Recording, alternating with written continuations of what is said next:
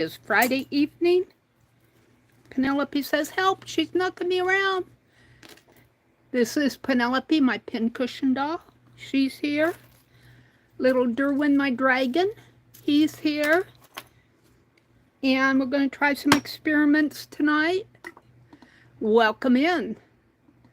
This is Meri at TheMeriAtelier, and it is Friday, August the 2nd. Welcome to my desk. Hi, Angie. Hello, hello. Let's see, let's get rid of that glare. At least turn it around a little. Is it still there? Okay. Give me a minute to sit down. Welcome folks in. Hi, Angie. Hello, everybody out in the background. We got 3 in here. Hi, Joyce. Welcome in. So I have a few things I'm going to do. I have been watching Dee Dee, and she has this Woodlandia sticker book. And when Amazon Prime was a few days ago, I decided to go ahead and order it. I do not think it was on Prime, but I'm going to disassemble this book. We'll do that a little bit later. And I'm going to make a journal out of it.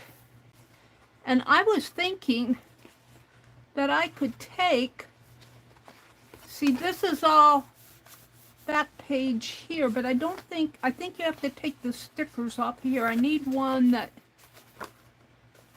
well, I need one that has, I guess this book is a little different. Oh, this one might work. Because I'm thinking that I could remove the sticker edge here, but we'll see. We'll see.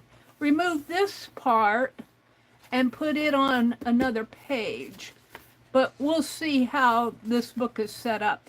Anyway, I'm going to disassemble the book and make a journal out of it. And we'll get more into that later. But I did go ahead and get the Woodlandia sticker book off of Amazon. Hi, Teresa. Hi, Jacqueline. Jacqueline, I was hoping you'd pop in tonight because I do have your happy mail. Let's go ahead, since Jacqueline's here. Well, I want to wait till a few more people get in here. I only show 13 in here. We'll let a few more people get in here. I have happy mail from Jacqueline. I did an order off of Jacqueline's website. She says, no rush. Hi, Kitty Jen. Angie's here, and Teresa's here, and Jacqueline. Angie says, Meri, I have some good news. My cousin that had the stroke went back to work on Wednesday. Well, yay! That is good news, Angie. I'm so glad to hear that. Yay! Jacqueline says, I love, love, love stickers. I have been fussy cutting. I thought I'd get all this done yesterday. Let me turn this again now.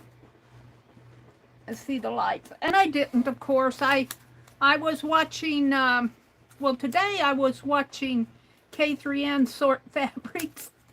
So what I do when I do a journal, and I am doing, I must not have brought them all the pages out, or I must be very close to the cover here. I don't think I brought all my pages out. I take the back cover or whatever cover I don't want to save, and I fold it in half, and I make a little folder out of it. And I just happened to find another Mary Jane magazine, and I thought I would go ahead and fussy cut, because I've been using these awesome photos that she puts in here as cards. And this would make a nice Christmas card. This is an old this is an article on rural museums. And I like this. You can't see it very well, but it says trip back in time.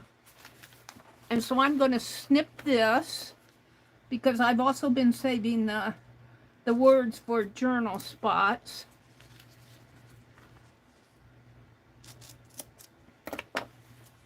And yeah, I think I can save those books on the other side. I may not be able to save this one, but I can save that one. So let me just...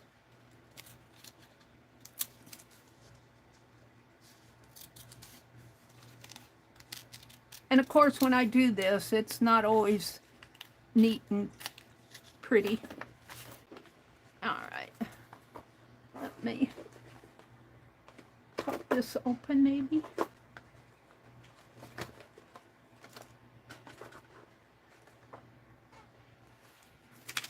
And let's see, I think I can save this book. I like the books because I like to make little journal charms out of the books, little book journal charms.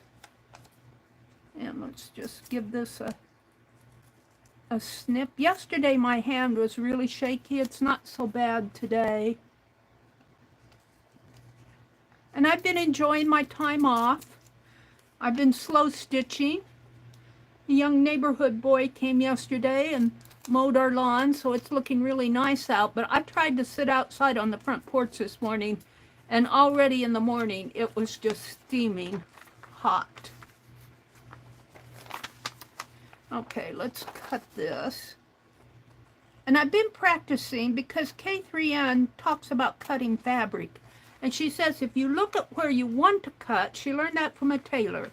If you look at where you want to cut, keep your eyes focused on where you're going, then this line where you're cutting is actually neater. And so I've been practicing that with my fussy cutting. So you can't see me, but I am looking up at that corner up above.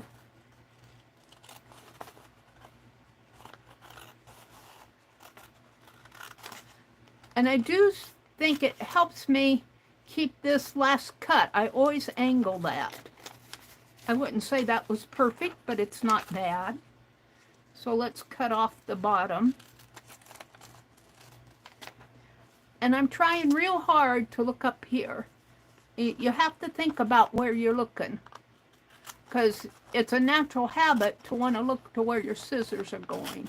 Now that works when you want to do a straight line, but when you're actually fussy cutting around objects, well, you have to look at where you're going.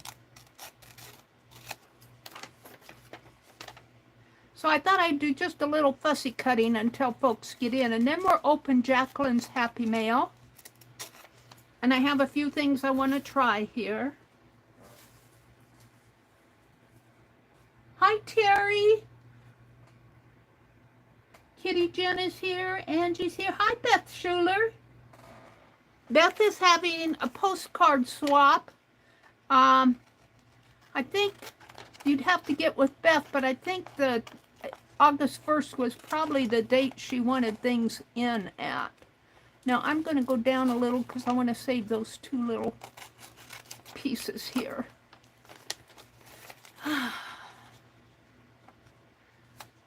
I did sign up for it. I signed up to send off 3 postcards. I don't know if I'll work on them tonight. You have until the middle of the month, August 16th, to get things sent off. And I generally do pretty good with postcards. They just had that July jelly print, and I postcard swap. And, oh, look, I think I can still get this book. I can.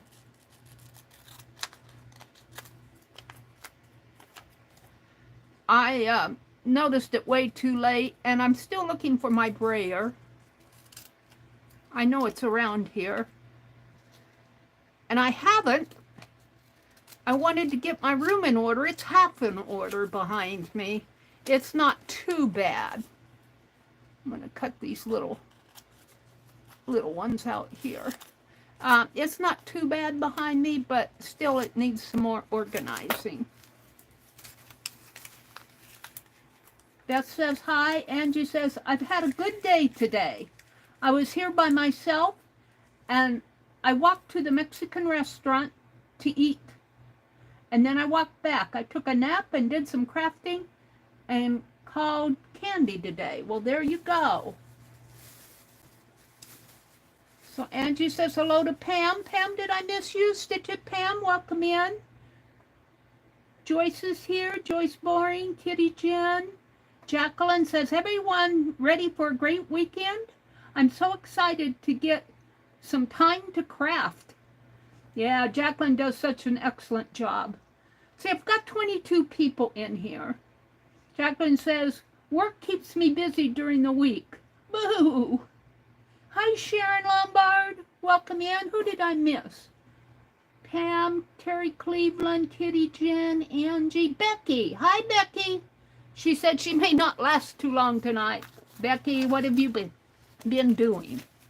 All right, I'm going to stop on this. I'm going to get out Jacqueline's Happy Mail. And Jacqueline, would you put in your website? Are you out there? Put in your website to where Jacqueline is selling. Let's see, I might come back to this, so I'm going to put it over here in my card box.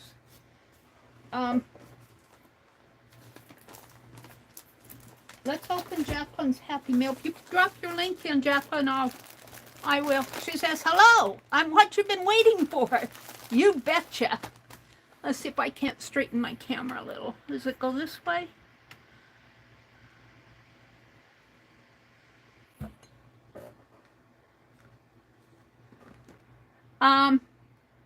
See if I can pin that. Pin message. There we go. There's Jacqueline's website. And I think she has some really good things on sale on her website.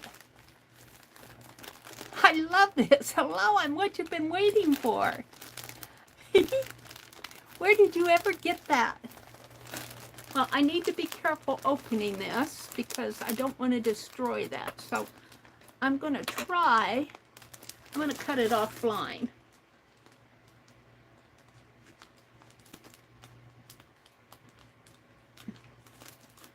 Now I want to share something here. I told Jacqueline I would share when I did her Happy Mail. She has said, let me get out there, Jacqueline. She messaged me on Facebook. Let me get there. Facebook, messages. She says, I created a discount for you and your viewers. Meri 10 gets them 10% off of their order. So let's put in the discount code. Let's put in discount. Wait a minute. Discount to Jackal. Oh, is it Lovely's Crafting Lodge? Hold on. Lovelys.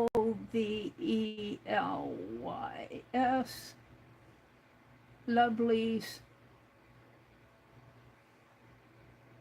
I'm slow. Hold on. I think there's apostrophe in there. Hold on, Meri slow. I'm typing with one finger. Lovely's Crafting, Crafting Lodge, LODGE. And let me put in the discount, MERI 10. So if you give Jacqueline an order, and use that discount code, Meri's 10, you should get 10% off your order. Yay! And boy, let me tell you, 10%. Those you can run your orders up. And Jacqueline does excellent work. I love this envelope. Hello, I'm what you've been waiting for. I'll have to save that. All right, let's see what she has sent. Oh, look, she wrapped it up in a... Oh, she sent me two things here. Let's do this one first because it's all wrapped up like a present. And I got a dyed strip of fabric, which I absolutely love. What did you dye this with? Tea or coffee or?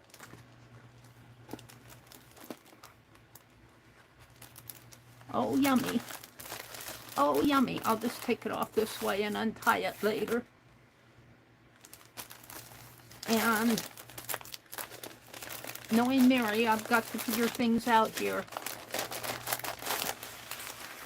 These are the papers. Now, I don't know if that's I think this is the paper bundle. I'm not sure. This might be. I've ordered a paper bundle. But look at this. Look at it. It's a pocket. It's a pocket with 3 tiers. And there's little tags in each one.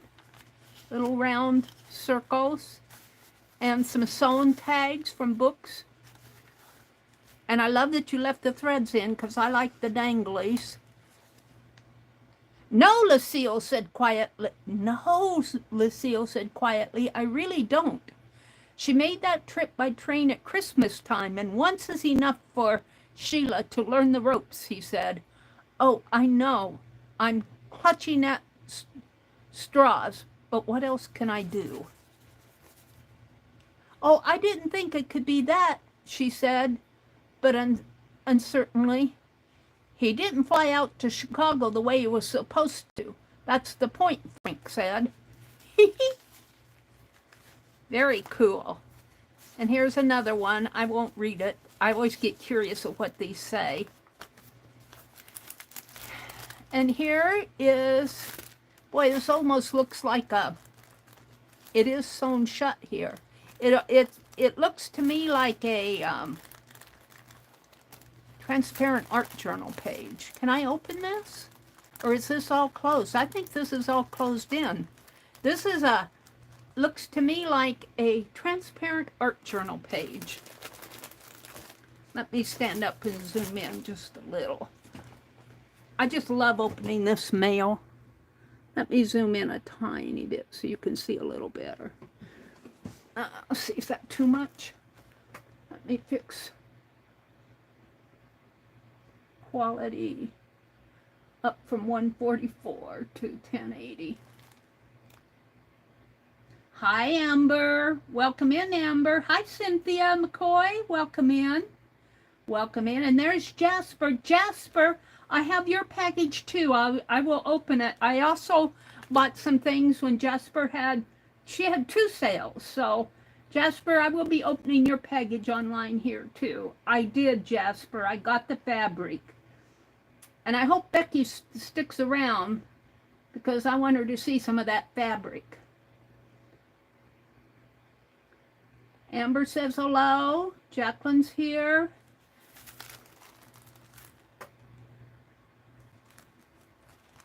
Okay, I don't think I can open this. This is stitched closed. So this is be perfect for a transparent art journal page. And then there are some papers that she has dyed. Look at that beautiful purple. I don't know what she used, but I don't care at this point. Look at it, yumminess in here. These will go really nice in a little journal. Fold them in half, these particular ones. And here's a sack that's been all dyed up. Becky did a journal out of this size of sacks. And then look at all this yummy paper. Look at the yummy papers.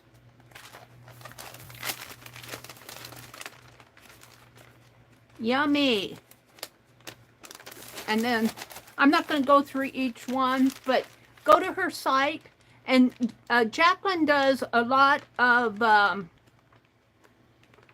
her channel, she does a lot of shorts. Where is Jacqueline? Yeah, aren't those nice papers?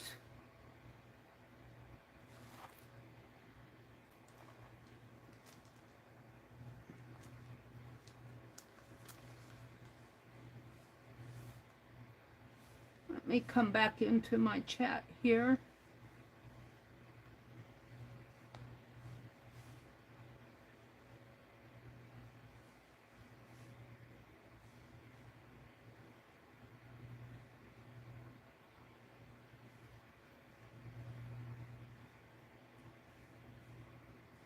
Hold on.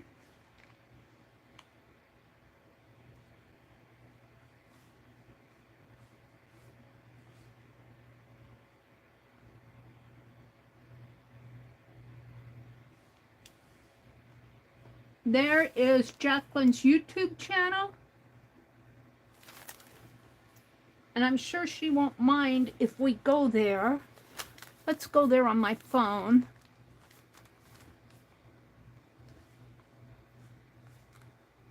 And don't forget, look at that message that I pinned. Oh, I didn't pin the message.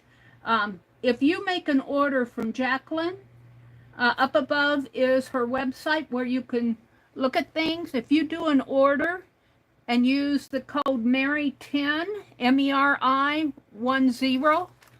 all one word. Now I've got Pam's point of view here. I want to go to my channel. No, I want to go to Jacqueline's channel. Lovely's Crafting Lodge. Lovely's Crafting Lodge. So let's go to her channel.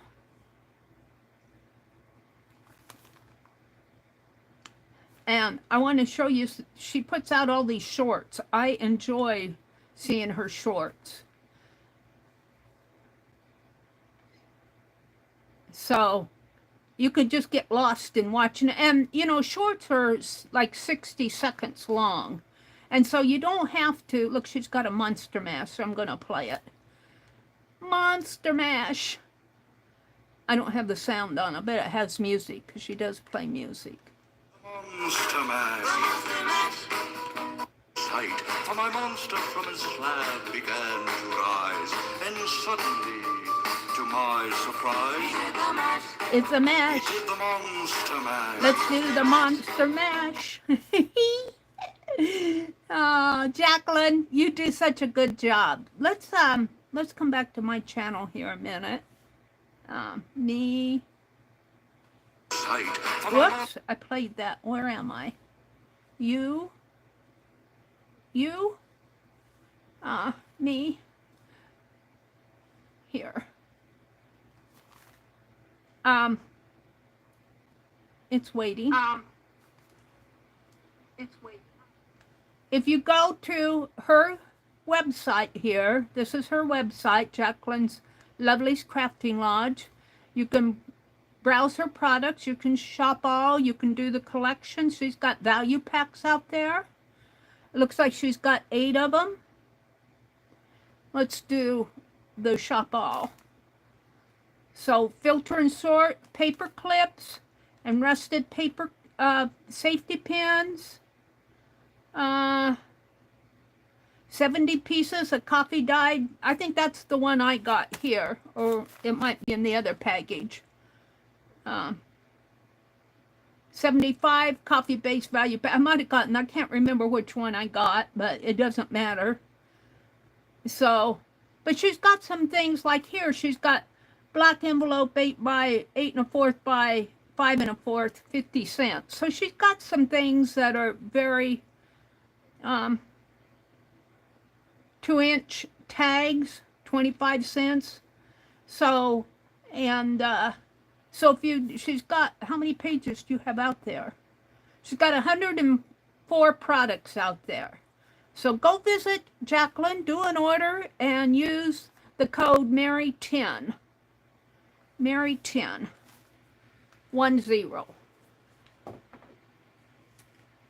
So that was the one packet here. Yummy papers. Won't this go good in a journal, you guys? Yeah. I can just see a journal. Fold these in half and look at the big journal it makes. But that's not all. That's not all. Let's just kind of put this back in the package. Yummy, Jacqueline, yummy. And you know, I do dye papers, but I do not dye stacks of them like this, and I do not dye them on a consistent basis to where this is just yumminess for me to have. And if you're not into dyeing papers, or if you don't have the time, This is a good way to get some yummy papers to build your journals or to put in your journals. Let me flip this. I'm not getting them all in.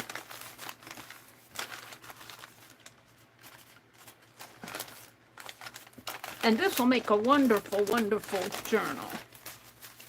So there's that pack. Let's see what's in the other pack. Yummy!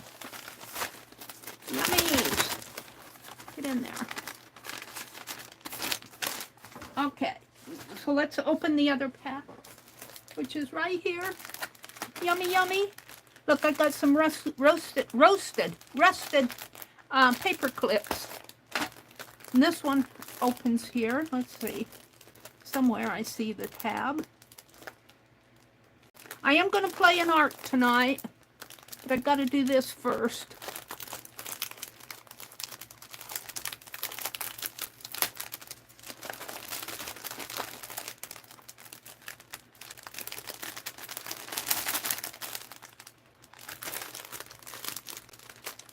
This might be my order. Was that other freebie, Jacqueline?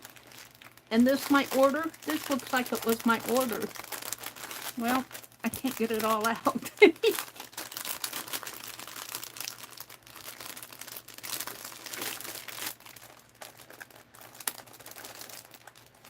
Well, this one's coming out. One sheet.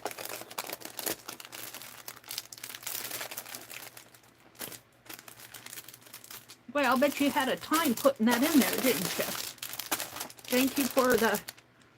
I love these transparencies, and I love that you did not put a label on it, because I like the clear ones, and I'm thinking transparent art journal. Yeah, I have a whole bunch of thinkings on that.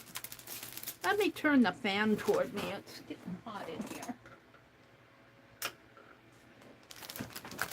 Oh, tags, little tags.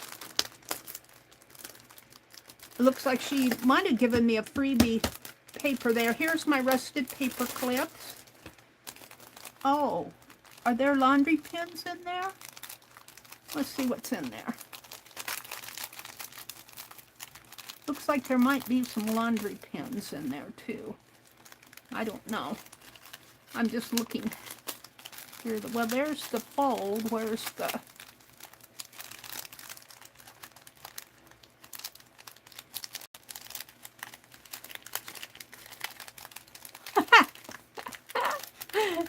It opens someplace here. Where does that open at? Jacqueline said, I'll do it so she can't get it open. And Dee Dee would say, cut it, Meri! I don't want to cut it. Where does this open?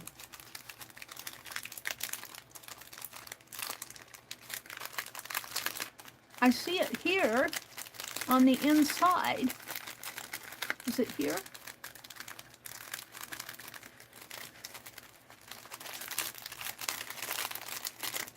See, I see that open, so where does...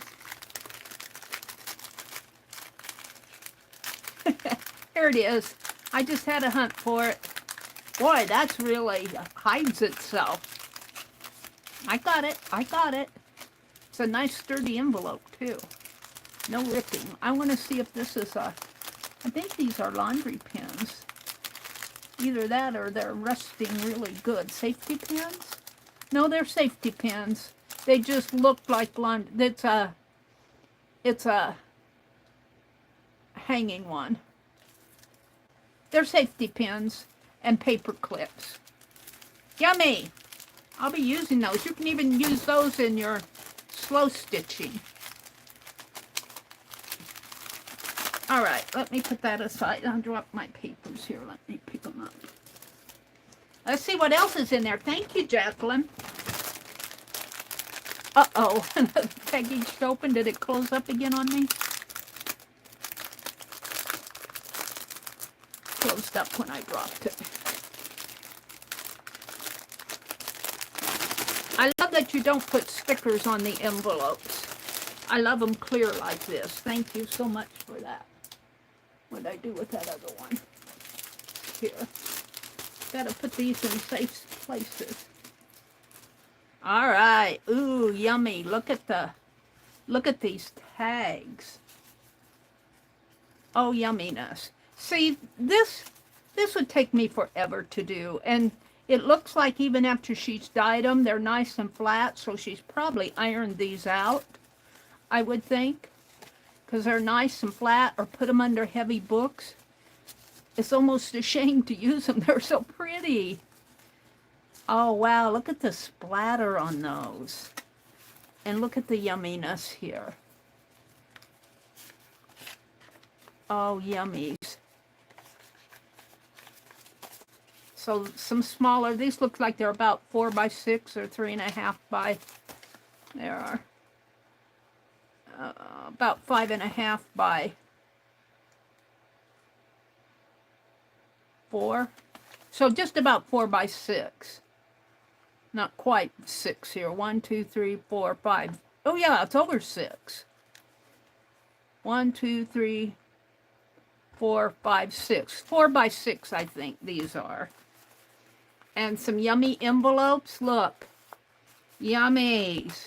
Envelopes. Look at these envelopes. These would be nice to use. Oh, and these are the note cards, I think, that go in the envelopes. So I got 3 sets of those. And here are some more envelopes and some note cards to go with them. Oh, these are yummy. I don't have anything like this. I have note cards, but not super tea-dyed like that. And here's some business type envelopes that she's tea-dyed or coffee-dyed or whatever she used. I want to say coffee or tea, but this looks like it might be coffee. Smells like coffee. Not too bad, though. Not overwhelming. I love all the business envelopes. That'll make a nice journal. And here's a bigger one, and then she gets into the papers, which again would make a really cool inserts into the journals. Very pretty papers. Loving it. She does such a good job on her dyed papers. Look at that. Yummies. So don't forget, Jacqueline's Crafting Lodge. There's a link up above to her website if you use the code MERI10.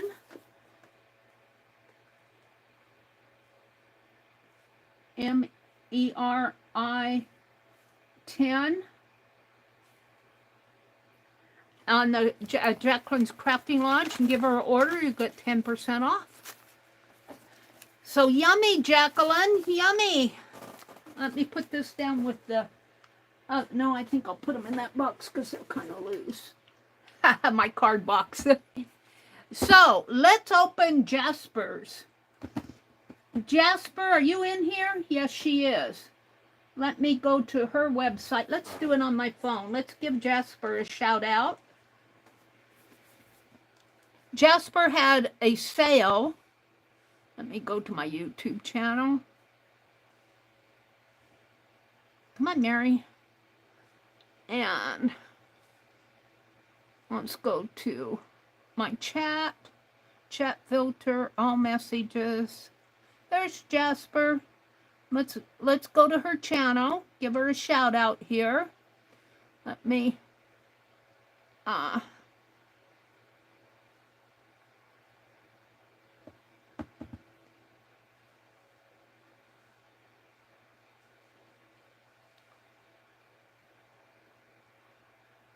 and I'm just going to put in your name, Jasper. And I'll give a link here. Hi, Katia. Welcome in, Katia. So here's Jasper's channel. We're at her home page. And I think it shows different things now under the For You. So you may not see the same things they're suggesting that I watch. They may suggest different things. I'm not sure. Her videos. Abstract painting number 3, day 5, triptych. Abstract triptych, day 4. So she's doing some painting. And she does have some live streams. She says, hi, I'm back, Triptych in Oil. 100's Designer Fabric D-Stash. Was that the one? That was 2 weeks ago. I think that's the one I went to. But she was selling, and here's her community tab. Lot A, Part 5, she says. But anyway, so there's Jasper's. You're very welcome, Jasper. Give her. Let's open and see what I bought from her. I know what I bought from her because I've been so excited to get it. Becky, if you're out there, you might want to perk up your ears or your eyes because I want to show this to you. Let me get the package out. It's behind my chair here. It's a big old package. Well, it's that. Oh. It's fabric. And I'm going to cut this envelope because I'm not going to try to save it. This packaging. She packed it up good for me. She said, would you rather have it in a box or just all wrapped up in paper? And I said, I think it would be fine if you wrap it up good. And she did. So I'm going to open it like a Christmas present, right? Somebody who's, that's what it feels like, a Christmas present.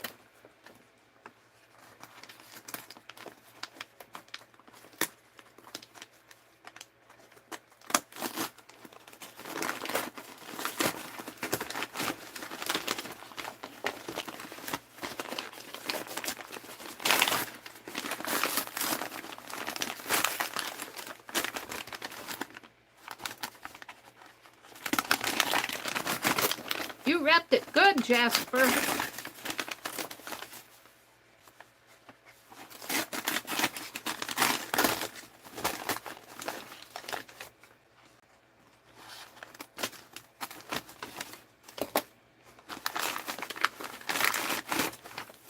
All right.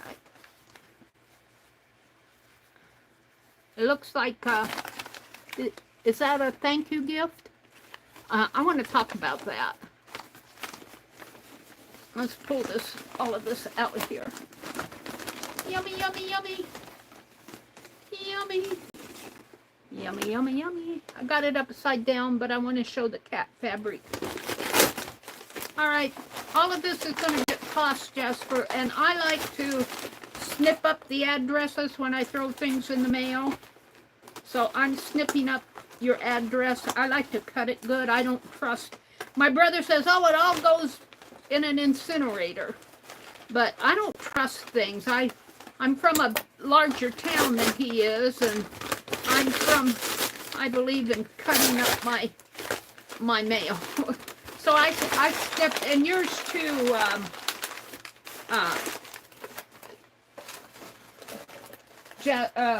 lovely. I will not, when I destroy envelopes. All right, let's put this here. Actually, let's put it in my lap. Look at this fabric. Oh, this is yumminess. This will make a beautiful, beautiful bag. Look how big it is, and it's cats. Becky, are you out there? Look at this. I'm going to send Becky some of this because it will make a wonderful, wonderful bag. And I know Becky would do wonders on this. I'm going to send these two pieces to Becky to make a bag with because I ordered two alike. I got another one, Becky. So I ordered this especially with Becky in mind. And I've got other things I want to send to Becky, but this piece is going to Becky, and I know this will make a wonderful bag. I know she'll do wonders with it.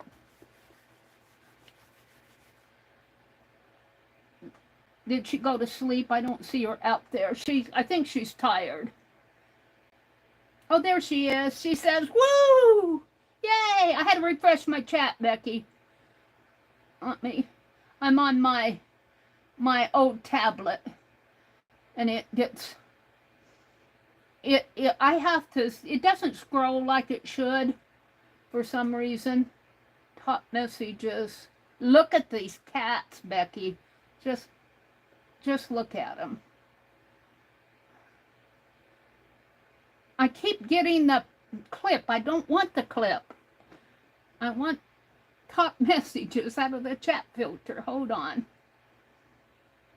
All messages. There we go.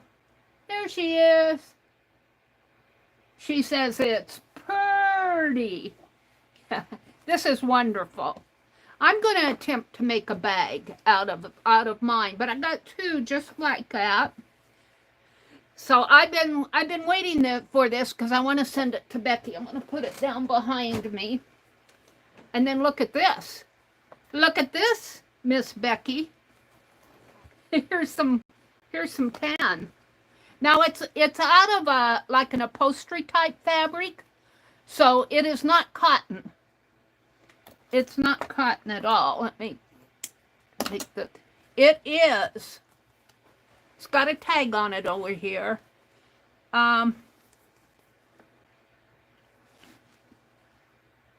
This sample is on loan and the property of Pendler. Look at that, $55.70 suggested retail. The color is linen. The pattern is Catastic. I'm looking to see what kind of content. It's polyester, but it's a really thick fabric. It's like an upholstery type fabric. Now, I don't think I got two of these. I might have to send you one and keep one. This will make us smaller. Let's do that. This will make a smaller bag, but it'll still make a nice, look, that's folded in fourth. This will still make a nice, like, project bag. So I'm going to send Becky one and keep one for me. Mine goes over there. Yay! She was selling cat fabric and I could not resist. Oh, but I'm not done. Look, there's another one here. There are two pieces of these. Let's see. These are smaller, but they're wonderful pieces. These look like they're about 12 by 12. Well, it's folded in half.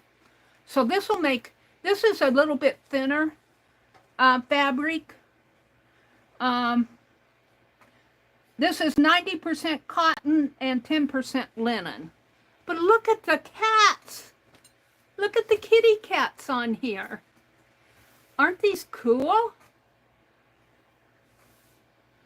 Aren't those cool? Let me get on my red dot. I'm not on my red dot. Aren't those cool? I got two of them, so I'm going to keep one and send one to Becky. So Becky, you're going to get a package. I won't get it out tomorrow because tomorrow's Saturday and our post office closes like at 9 o'clock in the morning. But I'll get it out to you. Now, the other things I got, I don't think this is cats. These are things I will use in slow stitch or maybe on a journal. Isn't this pretty? Isn't this pretty? This is like a satin stitch in here of X's. So this will make a nice journal cover. And I'll keep these around, and when there's two of these, you know, when I'm looking for something, there will be an, ooh, I love this. Ooh, I just want to touch it. Then let's see, I got some, this is an envelope, and I'm not sure if this is something I bought or if she just put that in as Happy Mail.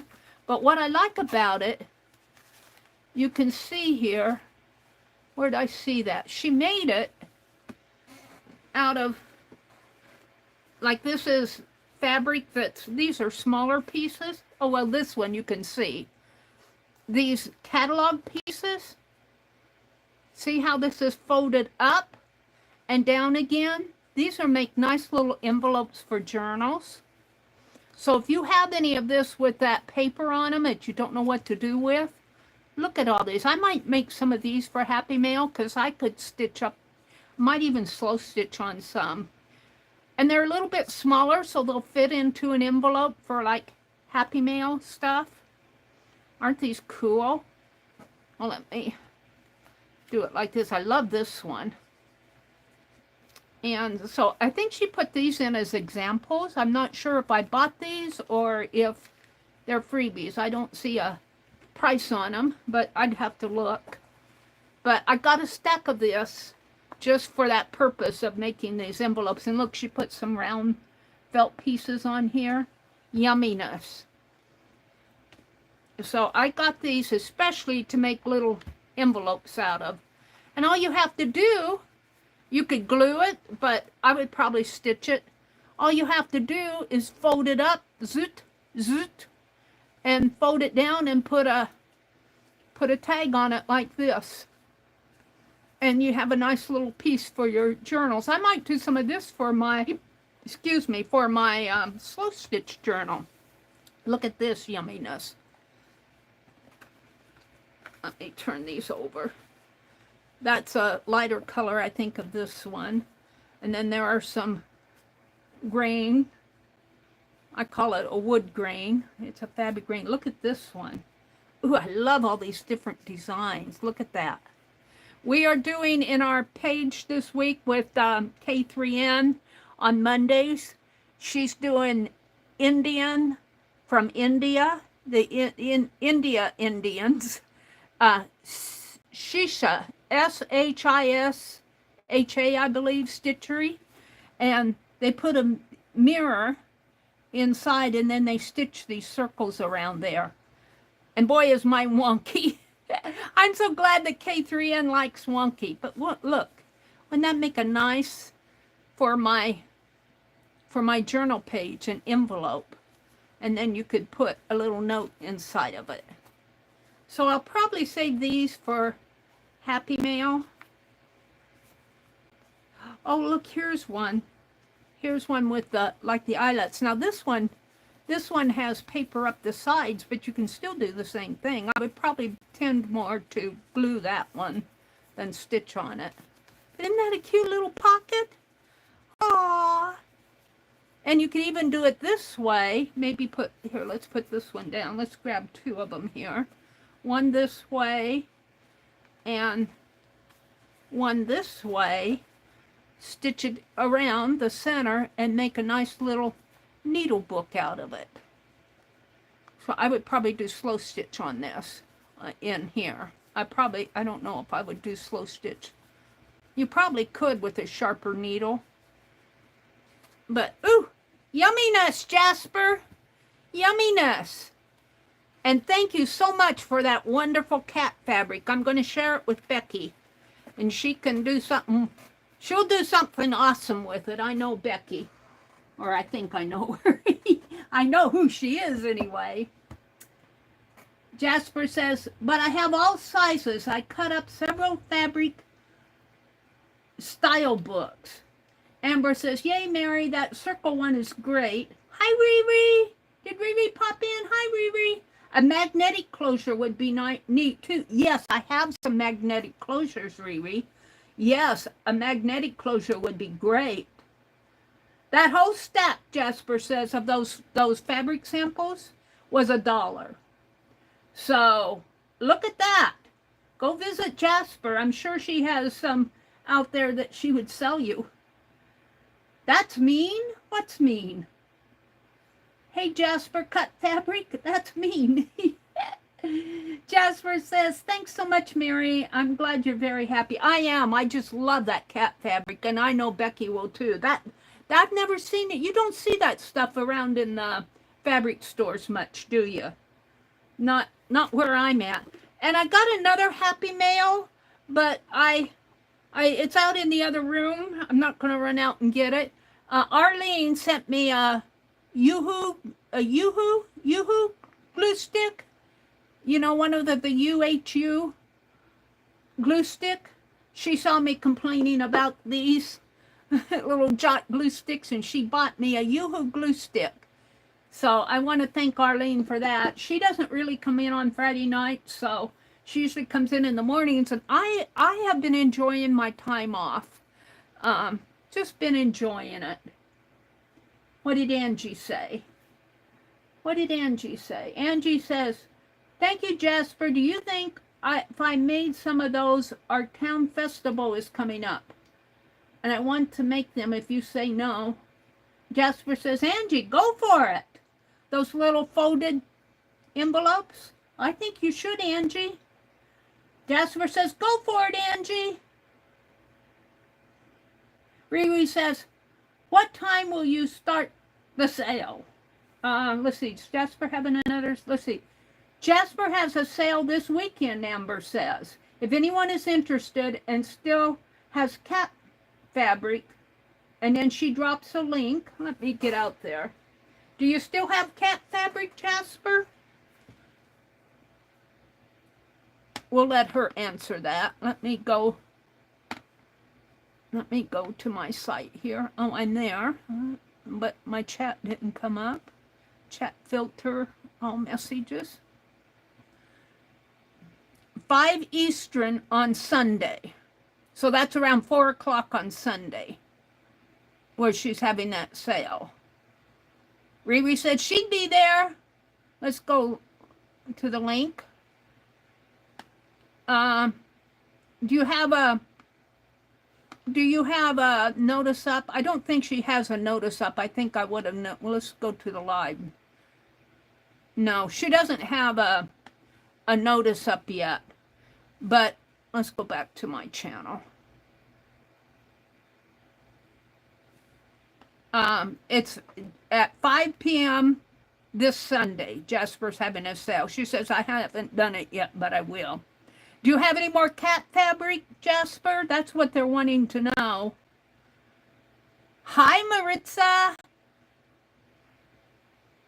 She says, hola. Hola. Riri's here.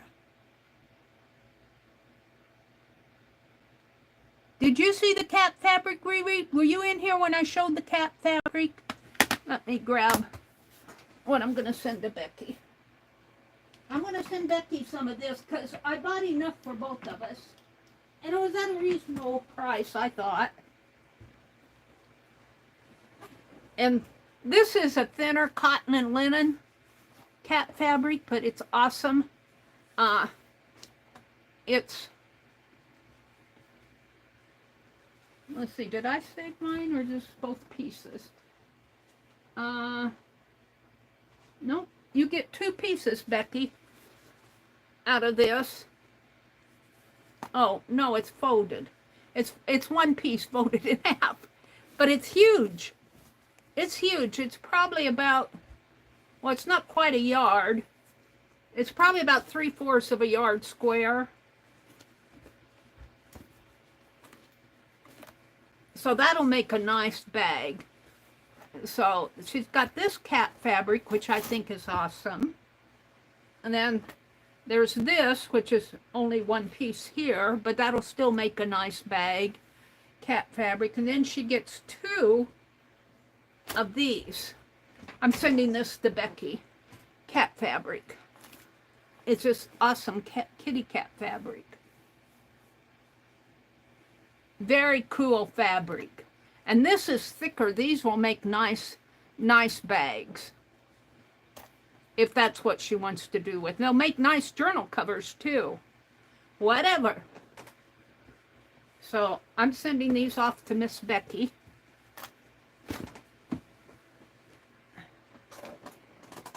And that's my happy mail. I showed you the Woodlandia book. I want to try an experiment here with, I've got some real Clorox. Real Clorox. Let's see, I think I'm going to use this piece. And I'm going to see if, now this is my little journal that I did with the Steam Eco Printy. Put that out of the way. I don't want to spill Clorox on it. Probably wouldn't hurt it much. Let me turn around. And if this doesn't bleach it, I'm going to be very disappointed. This is an experiment. Because I used real Clorox, I think, when I did that book cover. I can't find that book. It's around here someplace. And I'm just going to carefully, Meri, pour some Clorox in this jar. I don't need a lot to experiment with. And I might just keep this in here. Close the lid real tight. I'll keep it in here for now. I might move it back in the back porch. I get too much. And then I've just been dipping a brush into this because I just want to see what I want to do with some of my fabric samples. Is I just want some Clorox out spaces in here. As you can buy fabric with it already done that way. I have some, but I want to do my own. Let's get my brush out. I think this is the one I've been using.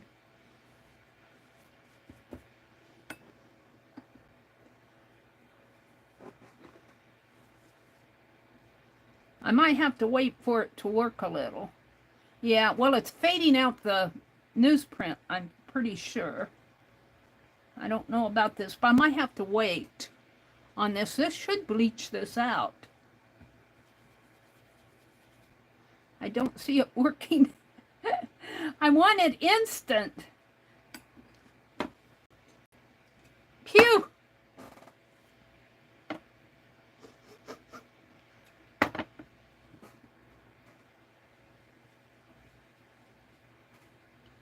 I do not see it bleaching it out, you guys. What am I doing wrong? Well, Katia has told me to use hot water. And I did that with that other. And it didn't work, but that was, you know, it's watered down. That other was watered down Clorox. But this should be taking this out. I'm just going to leave this set for a little bit. I think it's taking out the print. But it's not doing much for the butterfly. I can see the print fading.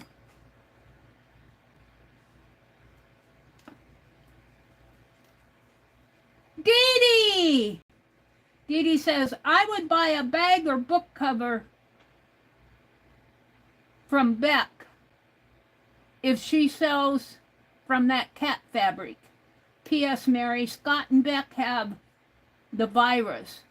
Oh no, I knew Scott was ill, but I knew Becky wasn't feeling good, but she didn't say much about herself. Really, Becky? Oh, Becky, hugs and prayers to you, and thank you, Dee Dee. Thank you for the super chat. You're so encouraged. You encourage me so much. All right, everybody, let's keep Scott and Becky in our prayers because they have that yucky virus. You know what? You know what virus? Dee Dee, I just appreciate you so much. Dee Dee says, I would buy a bag or book cover from Becky if she sells from that cat fabric. I didn't see if Jasper said if she had any more cat fabric.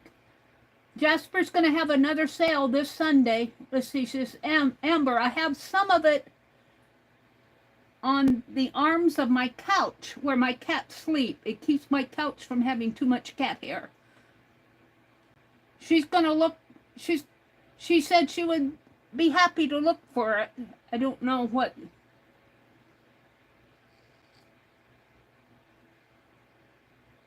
Becky said, that will make my mailbox happy. Becky, you and Scott are in our hugs and prayers. Sending out good thoughts to you, Becky. Hi, Brenda. What did Riri say? Riri said, Dee Dee, I will buy the flippin' fabric just to look at the dang stuff. Frame it. Well, this isn't doing anything. Now, Katia has told me when I do this, this has to fade my fabric somehow. Katia says put it in hot water.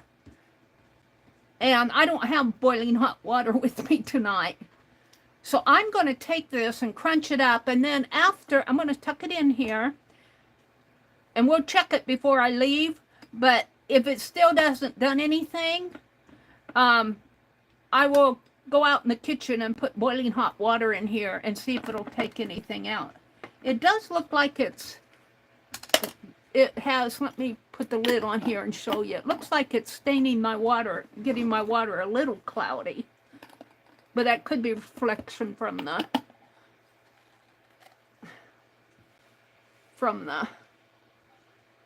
no, I think it's a little cloudy, so it might work. I just might need to let it sit for a bit. We're going to soak it in Clorox and see. I don't want the whole piece Clorox, though. I just want spots. But if I had boiling hot water, I think that would do it. Shake it up a little. You can see the water is getting cloudy. That's not from the reflection from my... So it's getting something off of it. That other didn't even get cloudy. So I'm going to just leave it here for a little and see what happens. Dee Dee, did you see where I said I was going to... Let me get a wipe here. Where I was going to disassemble the Woodlandia book. And I'm going to make a journal out of it.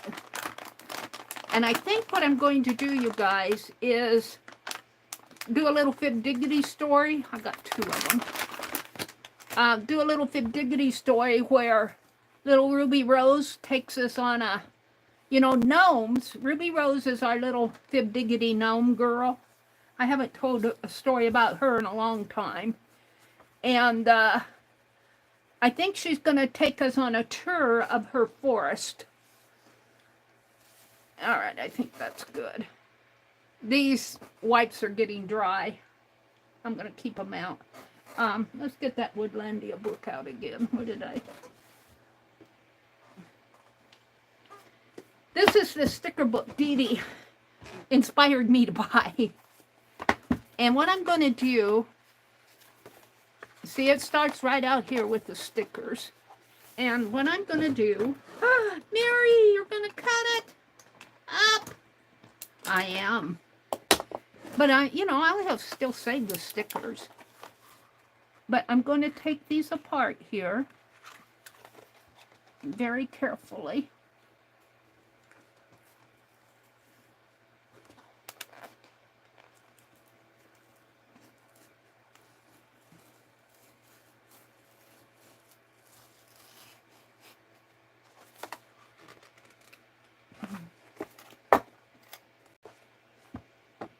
I think they're in that spine pretty good. That's sad.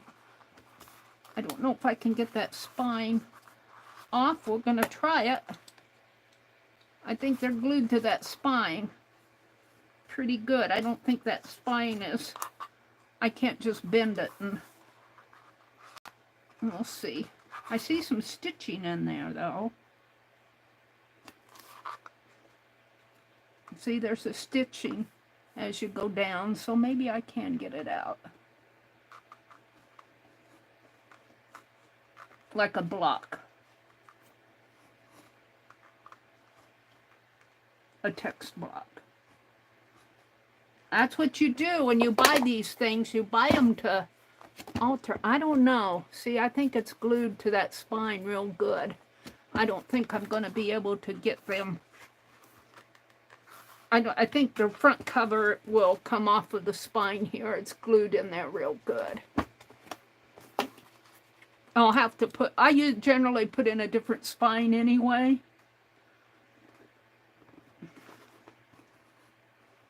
Well, yeah, I don't think so. It's going through. Well, I don't know. Maybe. Maybe.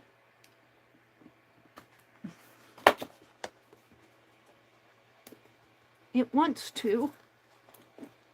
Maybe if I'm patient. Did Roy? Oh, I thought I saw Roy. I see Riri. My glasses need to put up my nose here. Meri is cutting and didn't tell me. I'm sorry, Angie. Angie doesn't like it when I get out the knife. She has to take a nap. Angie, go take a nap. I can't really blame her because it does look... Yeah, this is glued in there real good. I don't think if I get the spine off, it's going to tear it thin. So what I wanted to do was take this off because see it has these wonderful, but I'm just going to have to, but it looks like these pages are perforated. See, they're perforated pages. At least these are. And what I want to do is put them together, put them back together again, and in there. What I did for that journal, that Christmas journal, I took a piece of fabric, made it big enough to cover the two ends, and then did that, and then another page on the other side. This is the fly page, but let's flip this page like this, and then do like this, and then have two other ones, and then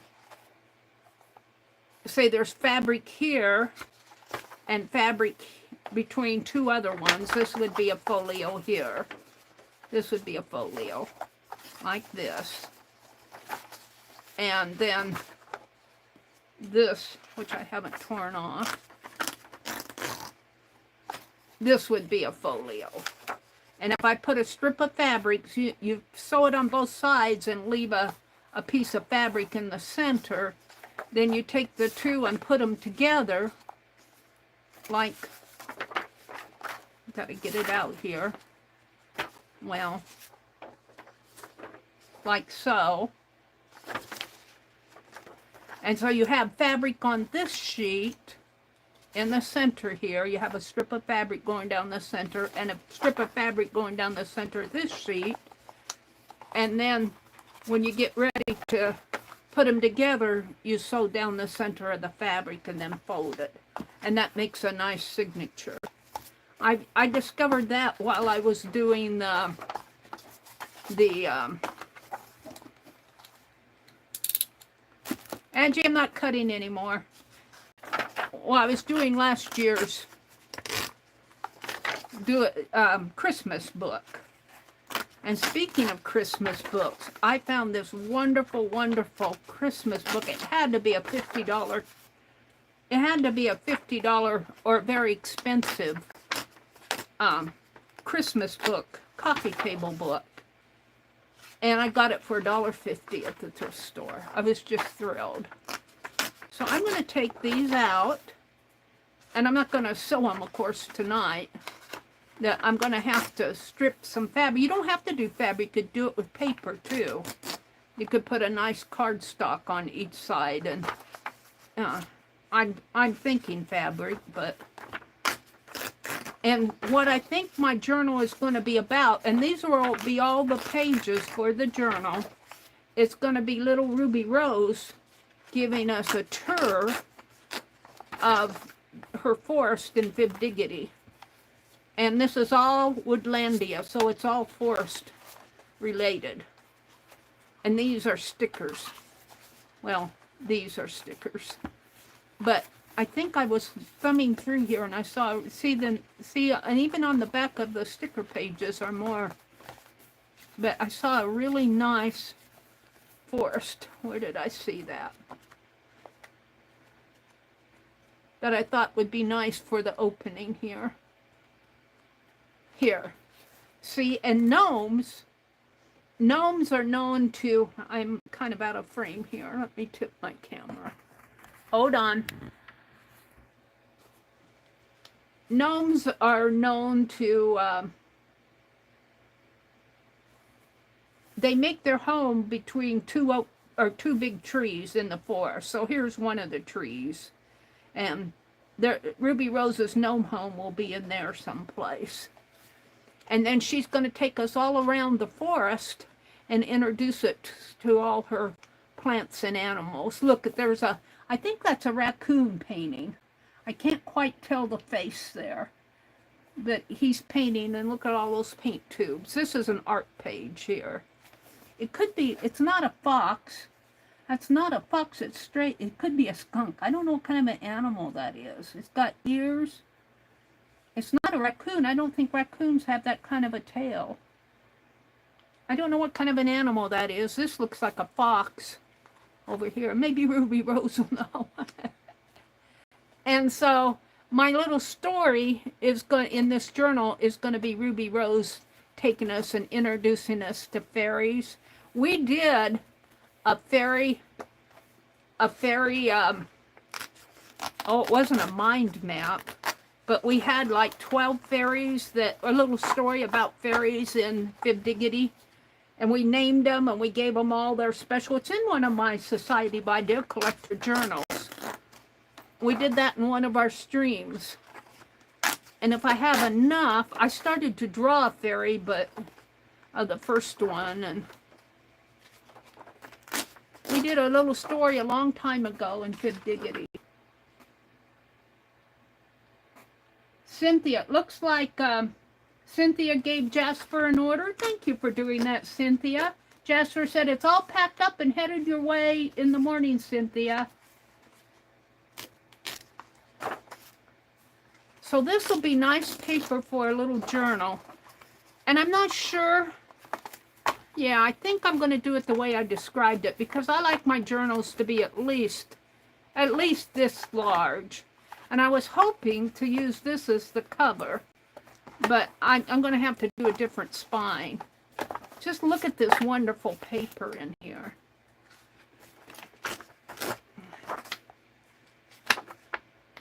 And I'll have to go through and sort it out. These two match. I might have some of the matching mixed up in here. But so they're double page spreads. And Dee Dee, when she does art, she creates what she calls other worlds. She creates worlds of imaginary worlds in her art. Just blows my mind where she takes everything. Bless her heart. Dee Dee, thank you for that super chat. Bless your heart. And keep Becky. I kind of ripped it there. Keep Becky and Scott in your prayers. And keep Cheryl Johnson. I think she was going for another round of chemo last week. I haven't heard how it went. She might have. I kind of get behind when you guys send me messages. Sometimes I don't get them looked at right away. Apologies for that. Let's see if I can still get this out straight down here. I think I can. I should be getting to the end of it pretty soon here.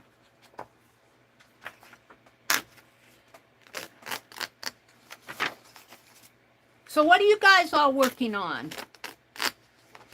What are you working on tonight? Angie says, I need that sticker book, Meri. You need to hide it because I'm coming to get it. Oh, wait. Dee Dee lives closer. Dee Dee, I'm going to come get your sticker book. Hide your sticker book, Dee Dee. Angie's loose. Angie, you can order it on Amazon. Oh. I've been reading a book. I want to get it done this weekend. I'm just about done with it. It's called The Last Book Shop in London. And it's, I think this is a sticker. Am I at the stickers here? Yeah, I'm at the stickers. I'm not going to tear those out. So look at, this will make a nice little journal in here. And I'll probably have stickers left over. And maybe I'll put some of those papers that, Lovely sent, those coffee dyed papers in here with this. Let's count the pages here. So 1, 2, 3, 4, 5, 6, 7, 8, 9, 10, 11, 12, 13, 14, 14, 15. Ooh, look at these are bees. 15, 16, 17. I got something messed up in here. 18, 19, 20, 21, 22, 23, 24, 25, 26, 27, 28, 29, 30, 31, 32, 33, 34, 35, and then this is the fly page. I'll count it as 36. So 36 times 2 is, what, 72 pages? Which would make 36 double spreads, if you want to count it that way. That'll make a nice little journal. And then you got all the stickers to work with. So I could do some little fib-diggity visits, forest visits. I'm going to use this one for the introductory story. We're not going to do it tonight. But I love that on the back here, they have put pages. I am so wanting to take a sticker off and see what kind of paper is underneath. I'm going to pull this sticker. It's shiny. On these other sticker books that I got, the backing pages, I have tried gluing them together and the glue doesn't stick to them. The glue, I can pull the pages, it dries, but I can just pull the pages apart. So when I take these all apart, and when I take off all the stickers, I might have to stitch my pages together to get them to hold. I don't know if this book is the same as that other, but these are wonderful images. This will make some really fun. I'd like to know what kind of an animal that is. All right, that's as far as I'm going to go in this. Well, I'll do this another time. Whoops. What? Wait, is that the... That's the backing sheet to... Hold on. That goes there. This one goes here. That one goes there. I saw that other one over here. Hold on. I messed these up.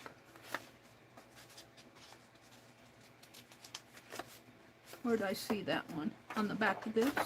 Yeah. So that one goes here. Yeah, and then this one goes here. That's how it goes. So that's going to be an ongoing project. This isn't anything I'm going to finish in one. I should get out, you know, I should. Someplace behind me, I have a document folder. And I should take all these pages apart and put them in a document. And look, they're coming apart anyway. Look how nice they're coming apart here. These are all sticker pages. No, these are my, excuse me, they are nice. These are my pages I just tore, but this one isn't. This is a sticker page. These are my pages I just tore. I stuck them in there. Let me put them back behind here. So what I'd like to do, are these perforated? I don't know if these aren't perforated, but when I cut, see, I could put these all in a document folder. Maybe I can get them. Maybe I can save the spine.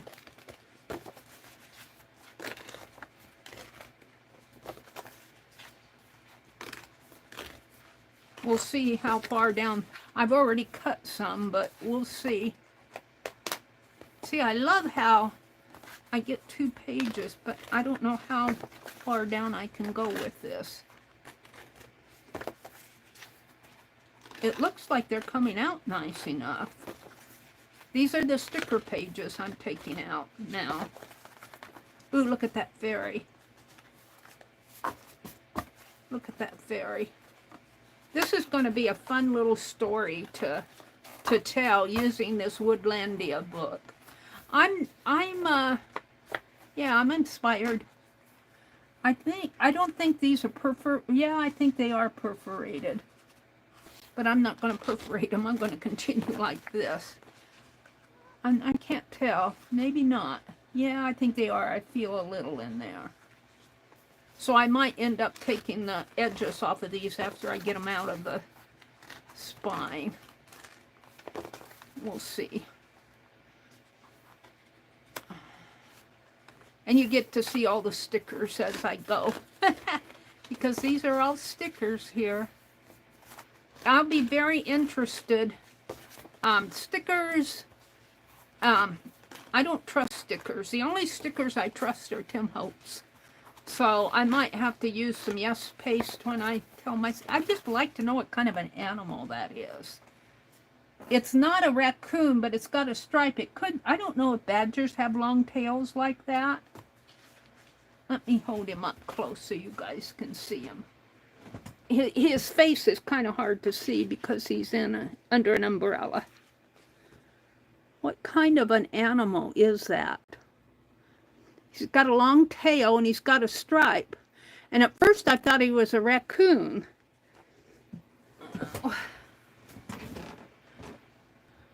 Brenda says, go as far as you can from the front. If it starts being hard to tear, flip it over and pull from the back. Okay.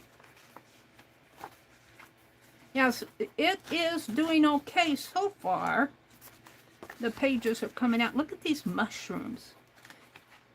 I have to say, I do like their stickers, and I like their background pages. On those other sticker books, the background pages are alike, a lot of them are. These have a lot of different designs. And these are really, look at those owls sitting on tree branches there.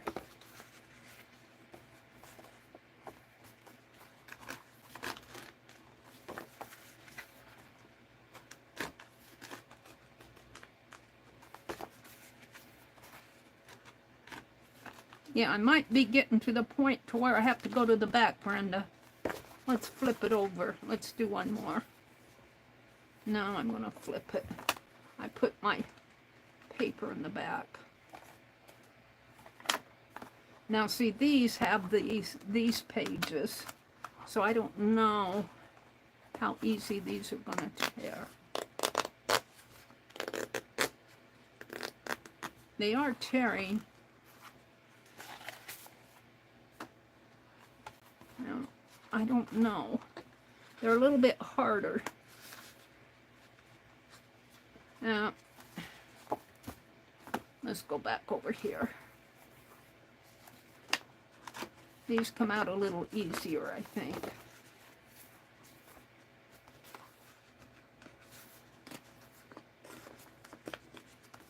If you pull on them gently, I love that tree. And I'll have to get out my gnome book. I've got that big gnome book that's so popular. I found it at either a library sale or thrift store or something. And it tells all about the gnomes. And that's where I learned that they live underneath 2 trees in the forest. And Ruby Rose is going to take us and meet all of her animal friends. Gnomes are friends of all the animals except for skunks. They don't like, and I think badgers may fall in that category, but skunks like to eat little animals, and they sometimes mistake gnomes for little animals. And gnomes have a natural, not a fear, I think a distaste of skunks. Is it skunks? I think it's skunks. I hope I'm not telling you wrong.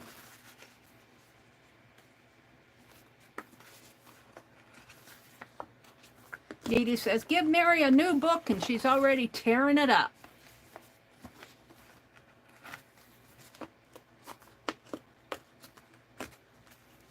Look at that fox. Isn't that a cool fox? Hi, Susan. Hi, Sharon. Did I say hello to you, Sharon? Chipmunk. Is it chipmunk? It could be a chipmunk, Sharon. I'll bet it is. A squirrel. It could be a squirrel too. It could be a squirrel, but it's got a stripe down the back. I don't really see stripes on squirrels. I think it's a chipmunk. I'll bet it is. Brenda says, I've had success flipping with some books. Flipping? What do you mean flipping with some books? So what am I missing?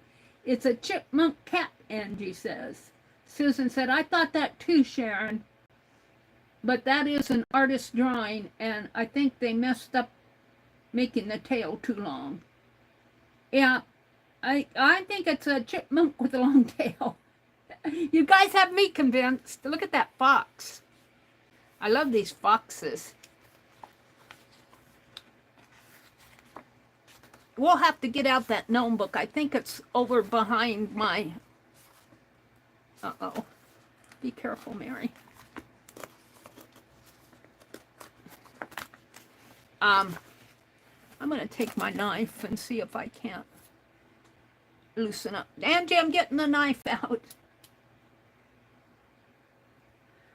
Yeah, I'm going to have to tell more stories, Jen. I don't know. I kind of... Fib Diggity, I don't know why I think the last story I told was of a farmer coming through, and his wife passed away. Well, what happened was, in that story, I was looking back at some of my stories. I'm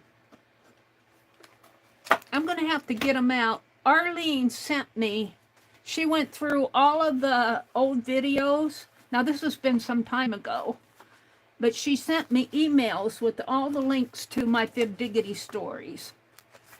I can see if I can't make these cuts a little deeper in here.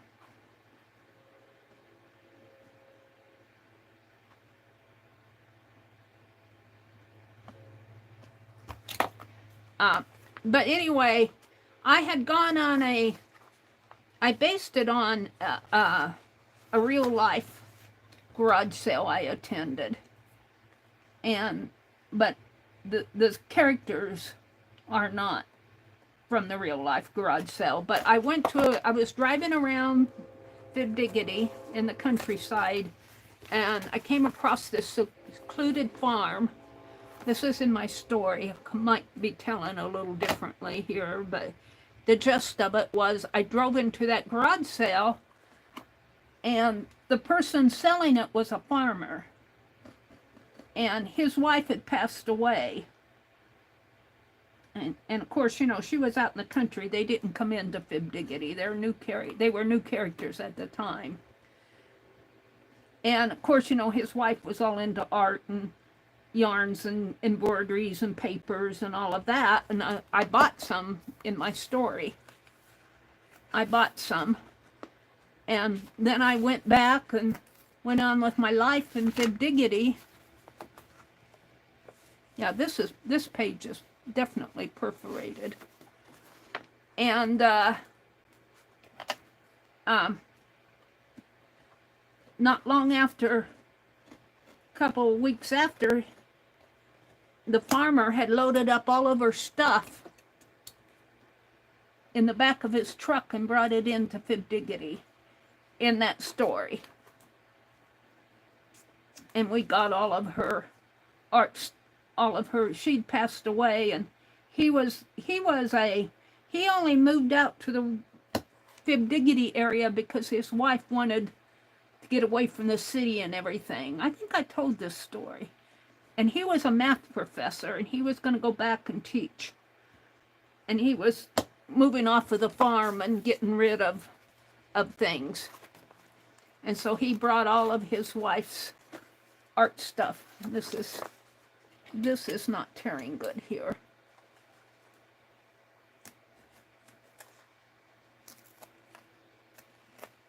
And it has to be the B paper. But I will put, when I put paper in between, I might have to go in and take all these perforations off. Yeah. this is, I'm going to have to cut way down in this stuff.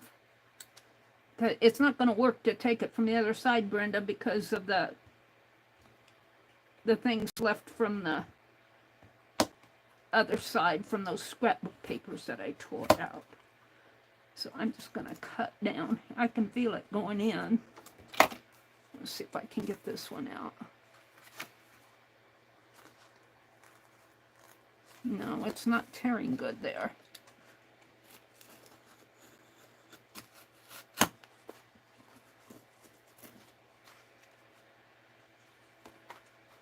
Now.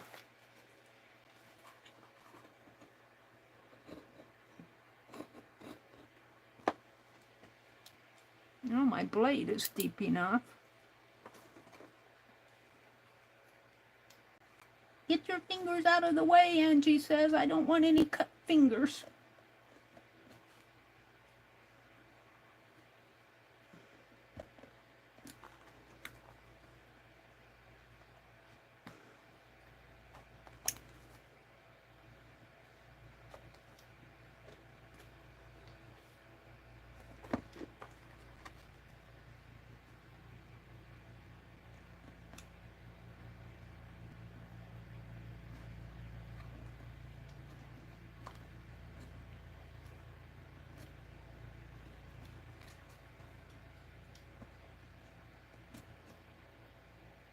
It's glued in real good, and it's got stitching in there where these little bumps are stitching, but they glued their stitching. This is a well-made book.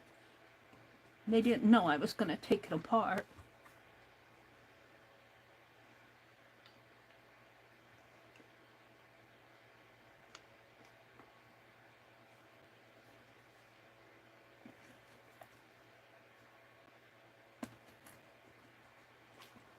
So I am getting it apart here, but I need to go all the way down.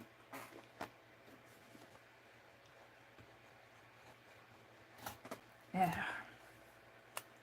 Yeah, I cut through the spine. I'm going to have to put a different spine in there.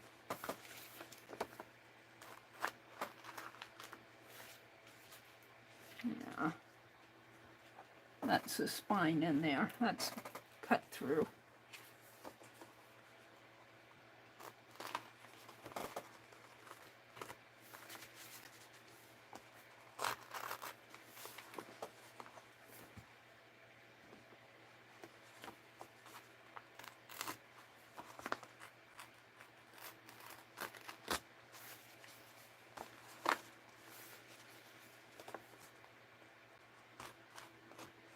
I wasn't planning on taking this entire book apart tonight, but, you know, when you get started doing something like this, it's hard to quit.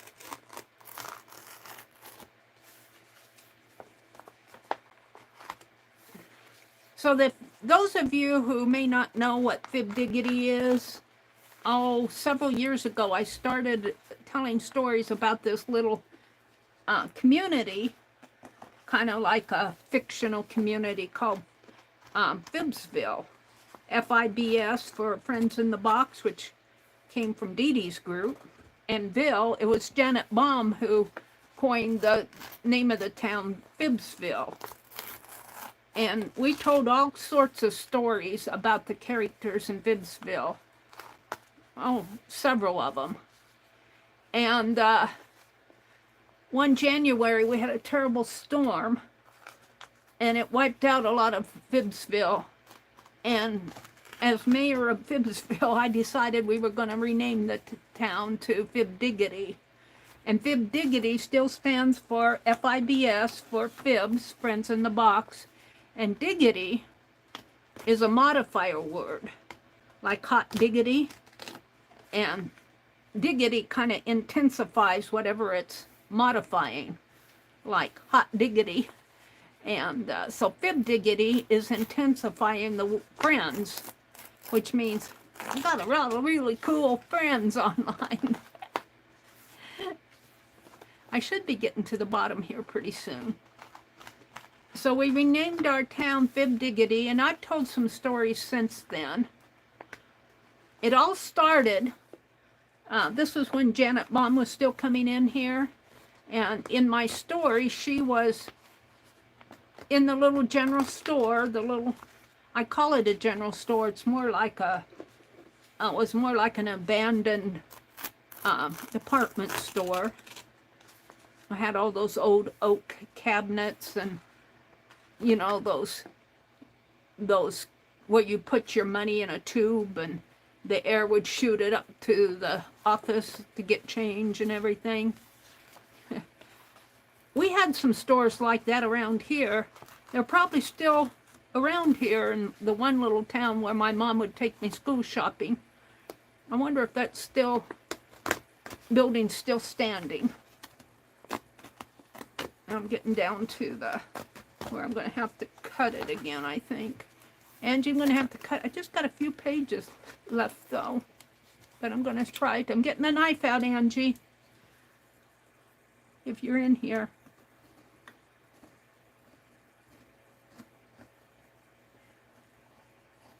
Anyway, there was a man who saw Janet getting ready for our next meeting, and he thought that it was still a general store, and he wanted some lead pencils. This is the very first story. And he went in there, and Janet tried to tell him that, no, we're not a store, and we're not selling lead pencils, and he got mad at her. He lost his temper and got mad at her, and can't remember if he hit her or what happened. And then he ran out just as I was coming in. Last page. But we called him the lead pencil criminal in our store, in our story. All right, let's see what I have here. A whole bunch of sticker pages. And I could put these in one of those document folders. Hold on.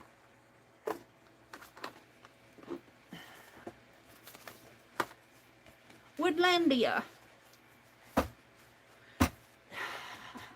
He ended up being a good guy, though. Even though he had lost his temper, he served his time, paid for his crime. All right, so what I have in here is my spine that I kind of cut through there.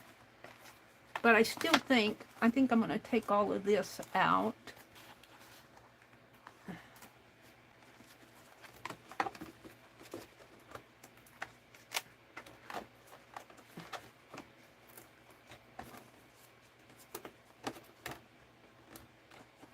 Yeah.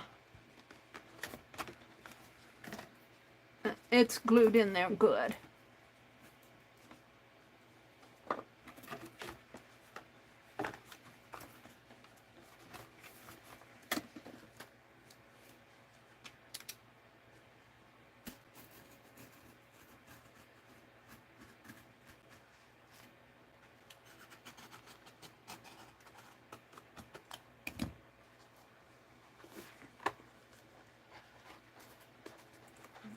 I can save that.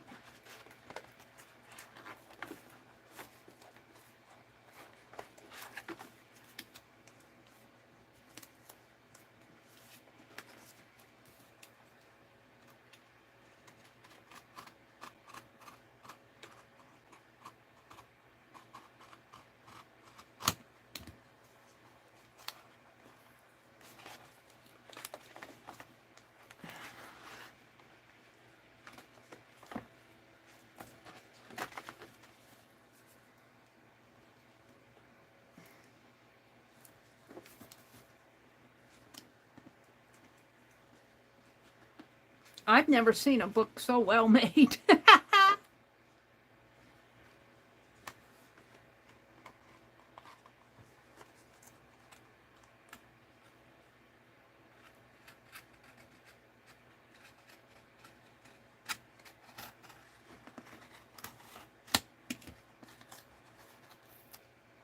Yeah, I'm cutting some of the spine off.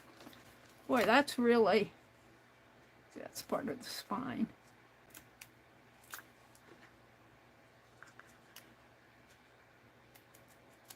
This is interesting.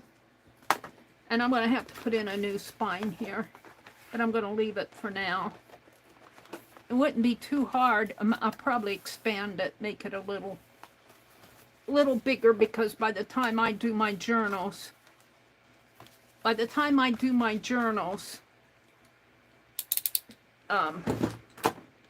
get fat. So, there's that. Don't expect it to be done in a jiffy, because it'll probably take me a while, and I'll tell stories as I go. I'm not going to dig them out now, but I have document folders behind me that I can put this in. And I might, I might do a page and tell the story, do another page and tell the story about the fox and the rabbit and the everything. All right, let me put this behind me. That's trash. That's what I'm going to send to Becky. What else do I have here? I want to show you this Christmas book. I'll have to zoom out because it's big. I got this Christmas in America book for $1.50. Let me move the Clorox. Move it over here. Move that there. No, that won't stay. Find a safe spot for it, Meri. There are no safe spots left in my room. Let me zoom out. It is a big book. Put this over here. Let me zoom out. Zoop. A little more. Zoop. Zoop. How is that? You can see me? There we go. Christmas in America. This is a wonderful book. And I don't know, I might have a hard time doing a December daily out of it. It is a wonderful, wonderful book.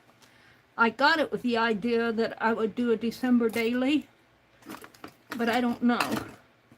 Let me move this Clorox to where it's in a safe spot. I'm going to move that ruler.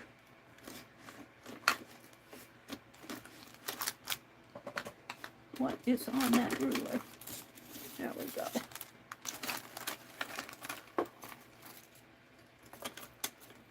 Okay. Have you guys seen this book before? It is a beautiful book. And I thought, I got it for $1.50. Have my cord in the way of my pages here as I turn them. It is just a... Let me bring this down a little. It's a beautiful book. And I'm not sure if I were to do a December daily, I don't think I'd even could reverse collage in here. It's just beautiful the way it is. I could probably do something on some of these pages. But I don't know. I don't know. Of course, here's Macy's. This is the parade. Making fruit cakes. The Santa Clauses. My cousin. I don't know if he's still doing it, but he made a wonderful Santa Claus like this. It looked almost like that. Every time I look at that, I think of my cousin Charles. He was a Marine. He fought in the Korean War. My cousin Charles did. He was older than me.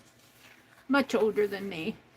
He's probably in his early 90s now. Late 80s, early 90s. I'm not sure. I'm in my 70s, and I think he was 18 when I was like 4 or 5. I think he's about 15 years older, so 70, 80. He's got to be in his late 80s, his early 90s. And when I went out to visit them, he was in a Santa Claus suit, and they went to tell stories to the kids, and I rode along on the way home. She took us out to the cemetery so I could see some of the graves of my family. And there she took a picture. He was in his Santa Claus suit. Standing by the headstone with me, by the headstone. It was such a weird picture. Santa Claus, me, and the headstone. Isn't that a beautiful picture? This book is just too awesome. Of course, this is palm trees. And, you know, I just don't know if I could cut it for a December daily. I think I'll just keep it around for, well, look at that, isn't that darling? Keep it around for a while and enjoy it. This is cute. She's going shopping, or she's pushing her baby buggy with her mom shopping. Shoppers, little boy in the cart. I think he's overloaded with packages there. A little elf. And I'm getting my phone cord in the way here. Looks like they're delivering packages. Fixing a bicycle. Look at that Santa Claus. He almost looks like my cousin. It's not. It's in Washington, D.C. But he sure looks like my cousin. Of course, all Santa Clauses look like my cousin. And I think it's Becky who has a Santa Claus collection. And I think I started one last year just watching Becky. Look at this. Isn't that beautiful? I can just sit here and look at all these pictures. For $1.50, this book was certainly worth it.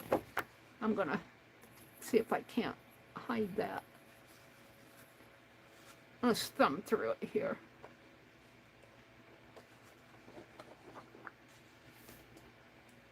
I just don't know if I could do any justice to this book at all. I just love these. And this is a coffee table book. I think brand new. It probably cost you $45 or $50. Brand new. I'll look on the book jacket in a minute here. I'm only halfway through it. I'm just going to thumb through the rest. Washington, D.C. The White House. Christmas morning. Parties. Oh, I'm getting tired. What time is it? It's 9:19. Look at the little ones. They're cute. Now, I could draw pictures from out of here onto paper and make my own journal just inspired by this book. But I just don't think I can alter this book. Look at that store with windows with the Christmas displays. That's something you would see in a small town. The bicycles out in front. Let's see if it had a price on here. On the book jacket. I don't see a price. Sometimes they have a printed price. I don't see one here. It must not have been a retail book. They must have ordered it or something. But brand new, these coffee table books usually go from all the way from $35, $40, $50 on up when they're brand new. Do any of you have that book? Brenda, was yours Fusion? Let's see what's going on in chat. I might leave a little early tonight. I'm going to check my Clorox thing here. I don't think it's doing... It's warm, though. It has to be doing something because that was not hot water when I put it in there. I can feel this jar and it's hot. It's not hot, it's warm. It's warm to the touch. But I don't see it fading any of the fabric. I see some, that could be dirt that's coming out of it. I don't know, that could just be from being handled and everything. I'm kind of disappointed because when I put Clorox on that book cover, I should try it with another old book. It automatically bleached my book cover. I'm going to try that. I think I got a book behind me I can try with Clorox. I was going to go out here for something. What was I going to go out to my phone for? I forgot. Oh, I was going to read chat from here. Let's go read chat from my phone. It's hard to read it on my... Let's come out and look at chat, see what you guys are talking about. Let me go to all messages. Sylvia. Hi, Sylvia. Isn't that an amazing book, Sylvia? Welcome in, Sylvia. Susan says, I got an Anne Geddes book for cutting up. She's the one who photographs babies in flower pots. I don't know if I can cut it. Every single baby in every photo is... Every single baby in every photo is named in a list in the book. Oh. I know, Susan, some of these books are just perfect. They're just almost too perfect to touch. Now, if I had a duplicate of this book, I could cut it up. And I might find a duplicate sometime, but this was in the thrift store, and she only, it must have been on sale. They only charged me $1.50 for this book. Now, I've got a couple of books of, it's a American history book, kind of. And it's got a shadow box on the cover of it. I've got 3 or 4 of those. I found a lot of them a couple years ago.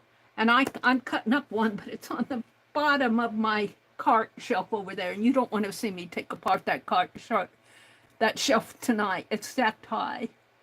Brenda, where was your fusion?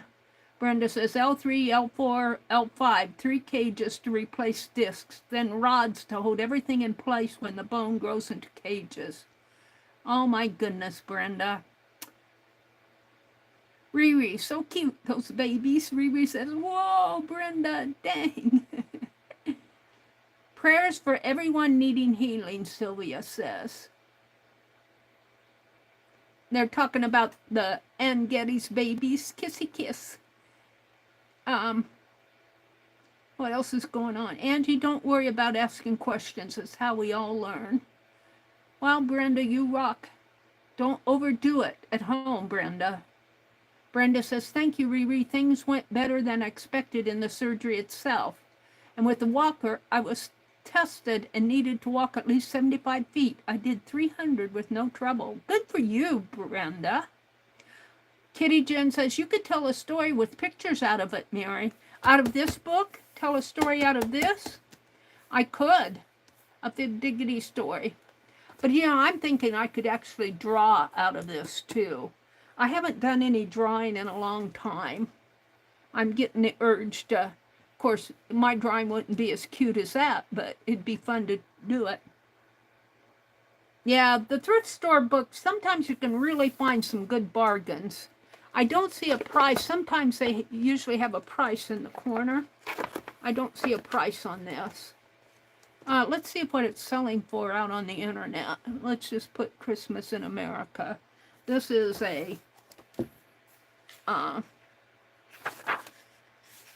Eastman Kodak. This book was made with the assistance of Eastman Kodak, Kmart, Pan Am, and Federal Experience. David Coe. Let's just do a search here. That's my YouTube. Christmas in America book. Christmas in America book. Well, I'd like to know what it was brand new, though. It's selling for all the way out on the thrift stores from $3. I see some $10 ones. Let's see, Amazon. On Amazon, I'm not going to order it, but on Amazon, on Goodreads, it's selling a hardcover for $21, $22. But I'd like to know what it was brand new. Brand new. I mean, just published. It's been out since... When is the copyright on this? Hold on.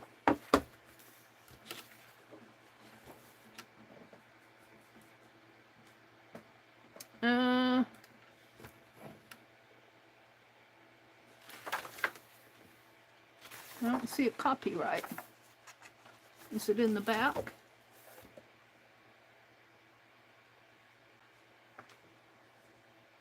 It's printed in Japan. I don't see a copyright date on it.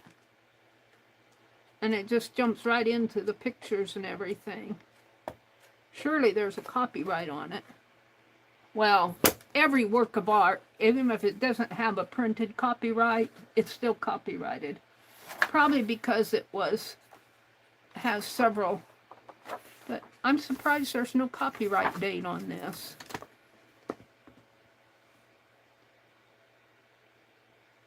Christmas in America, and well, that's the World Book Encyclopedia. So it's giving more different book. Here it is on Amazon, A Books, Etsy.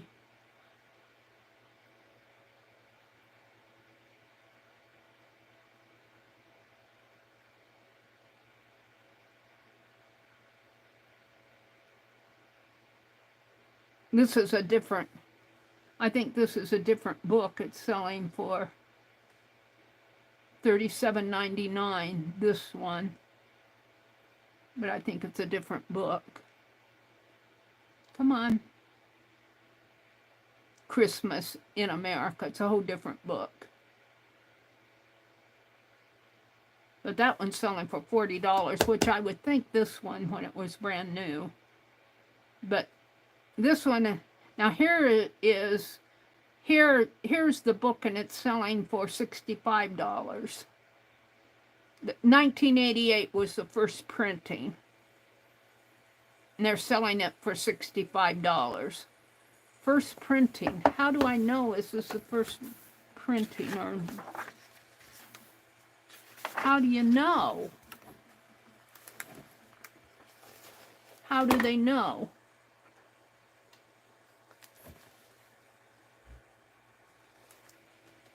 I don't see any date. Oh, maybe here.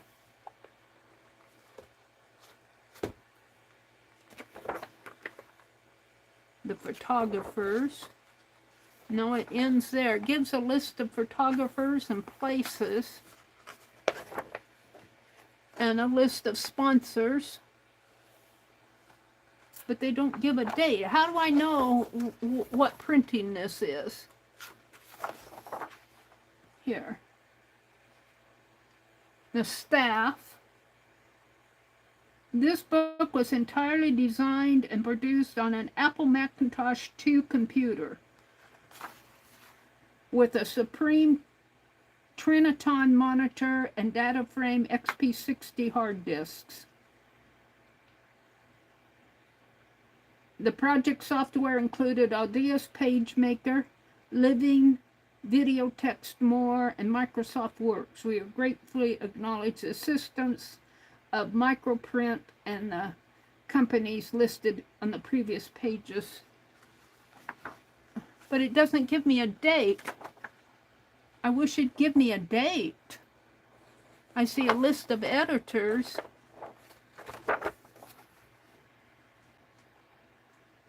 I'd like to know if the copyright date of this book.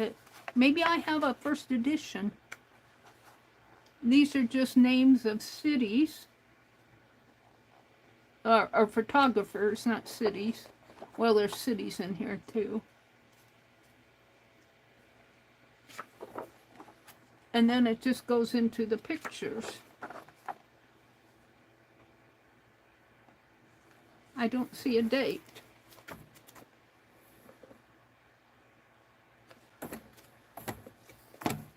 It bothers me in a way.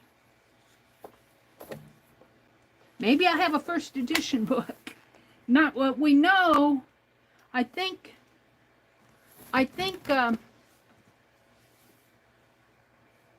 there's a bunch of credits from Denver Post, Houston Post. We know that it was first published in 1988. This could be a...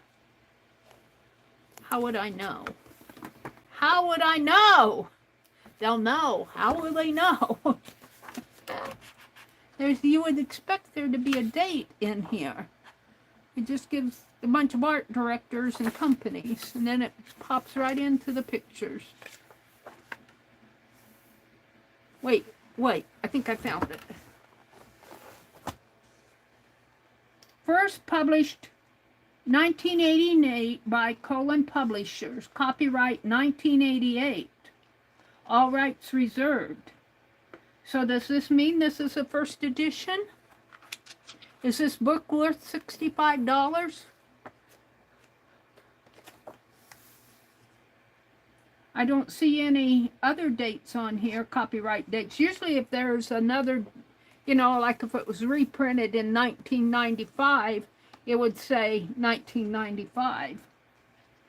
I don't think I can cut this up. This book might have more value to it according to, see, it says here, Christmas in America, vintage hardcover book, 1988, first printing. User review, one user review, they're selling it for $65. Let's read the user review. They gave it a 5. They didn't, there's no text. They just gave it a number. Now this one says $23.20 off of Etsy. And then there's other books off of Etsy there.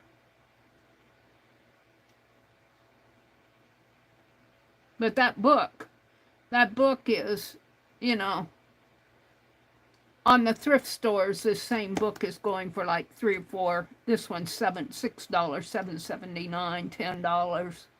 I paid $1.50 for mine. I still think I got a good bargain. But I'm wondering if I got a first edition.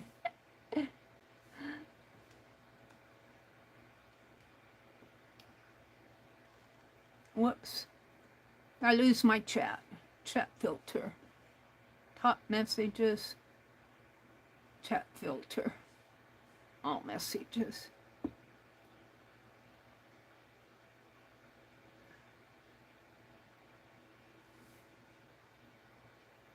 Brenda's telling Susan she's going to be careful. Brenda had surgery, I think. Hugs to you, Brenda. Riri's saying good night. Angie's fallen asleep.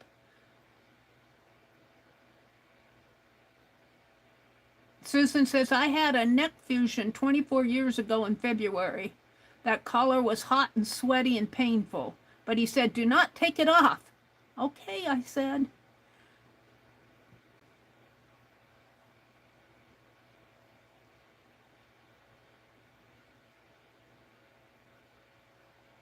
Susan says, the thing is, how else could these books be used? Is anyone going to look at them? Yeah. Susan has Ann Getty. I'm pronouncing it Geddes. I don't know if I'm pronouncing it correctly, but she did all those babies in flower pots. She said there has to be 300 babies in the book, and every one of them is named. I thought that was cute. We are an amazing group here, Sylvia. All right, I think I'm back up, caught up with chat here.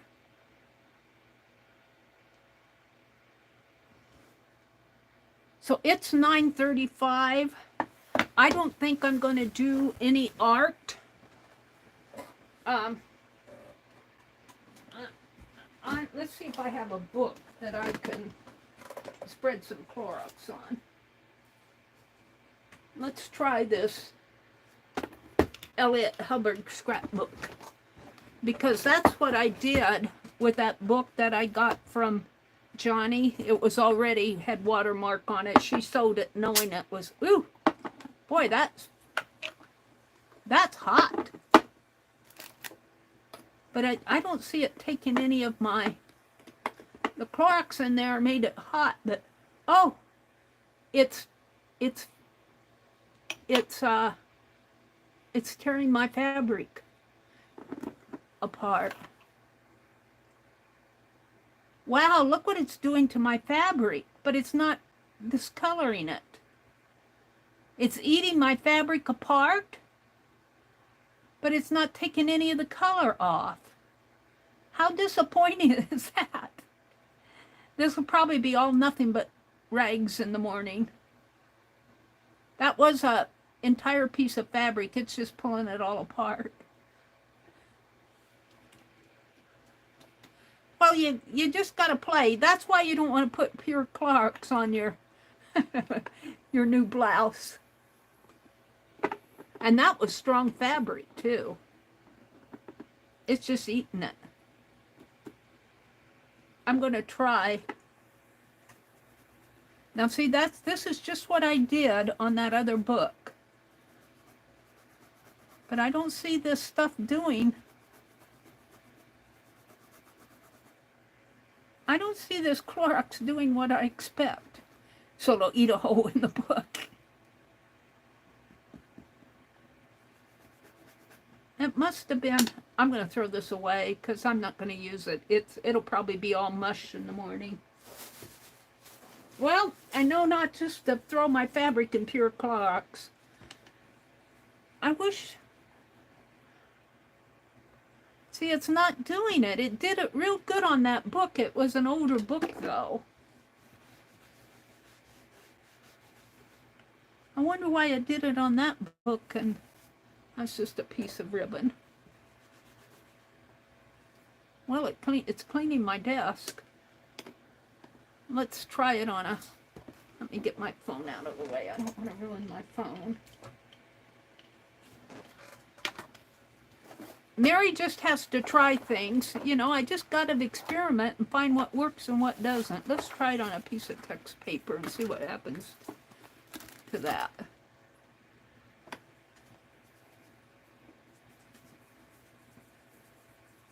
So I would expect fabric. I would expect it to fade some of this, but I don't see it fading anything. I wish I had that other book out to show you, because I just did it like this and it faded that book cover real nice. I don't know what I did with that other book, because I probably took it in the other room in there. Let's see if I have it down here. I thought I kept it out, and I don't see the book. I don't see it here.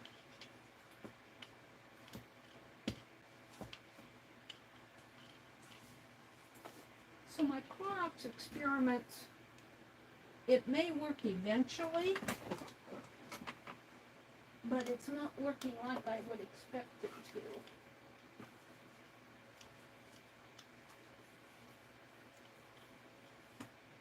Is that book? Let me reach over here. Is this it? It's like it. It's not the same one. It was a book. It was one of these Harvard classic books like this. And see, I got 2 of them from Johnny. And she sewed them with the idea that they were going to be disassembled. And, you know, she told us when we bought them that they had water damage or some sort of damage on them. And I took that book and I did this.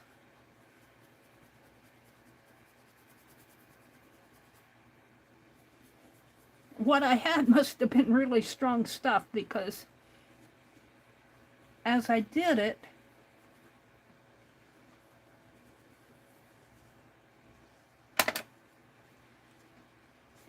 and I guess this is kind of working. It's taking some off. It might be what these older books were made from.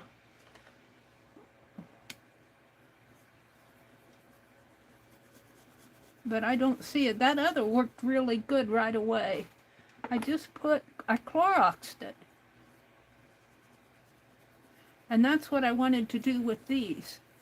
But we know this is strong stuff because it ate that fabric up, like chewed it all up.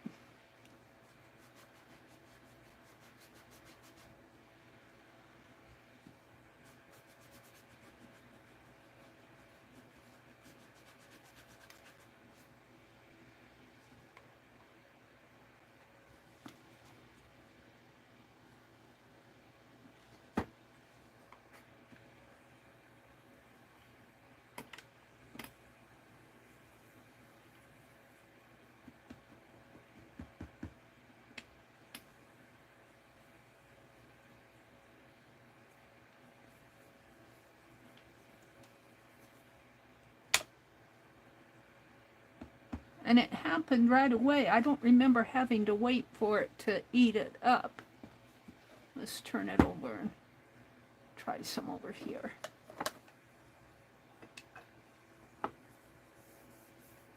I did something like this, and then it really went to it.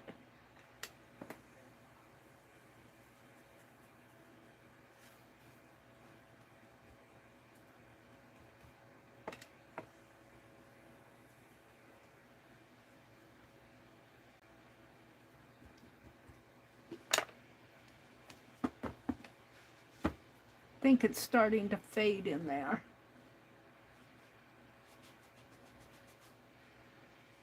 See, it's taking some of the color, but not like I expected. Maybe it was just that particular book that it didn't like.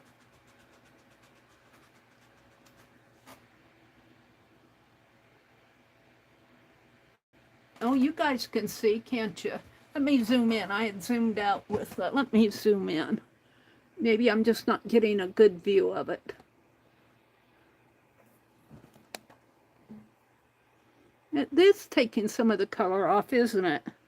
To me, underneath of the camera, I see where it's taking some color off. But in real life, that looks brown. It's wet. In real life, it looks brown. But when I look in my camera, I see it a light red. Let me get my heat gun out. I don't remember exactly how I got that other one so faded, but I did. Meri's playing. I ate my fabric all up. I'm glad I just used a little snippet.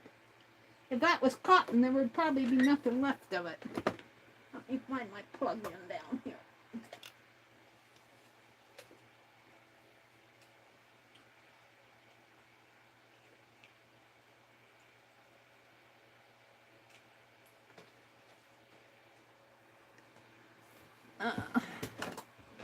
Let's try it. Let me put this book back. I didn't see anything happen here. You guys might have, though. I'll leave that and see if it ever...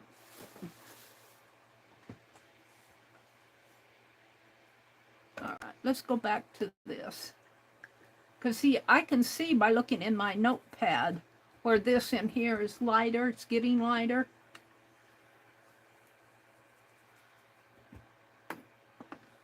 I'll probably come in tomorrow morning. There won't be anything left of my book cover. I'm going to hit it with the heat gun.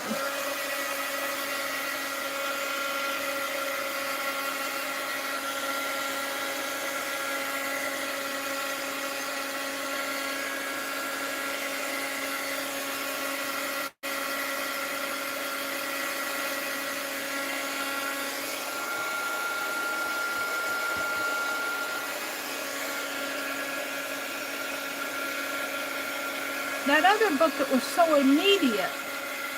This I'm having to work at. But it was this same type of book because I got these both from Johnny. But you can see where it's starting to fade in there. I'm drying it because the brown that I see, I think is just it being wet. When I dry it, it's starting, the colors coming out in there. That's what I want. See how that color has come out? That's what I'm going for.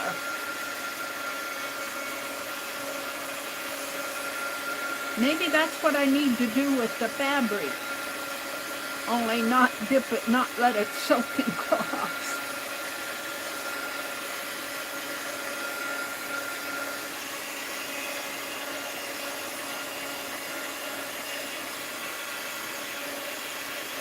Isn't that cool? Now I'm going to go up here in the center. There's an embossed area, kind of like a tree with two it's just an oval. Let's see what it does with that. And I'm going to hit it with the heat gun, see if it takes some of the color out there.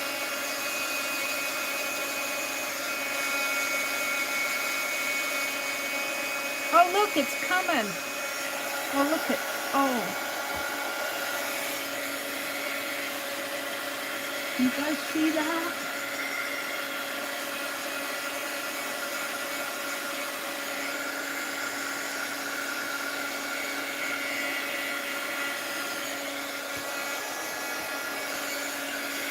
That's pretty cool.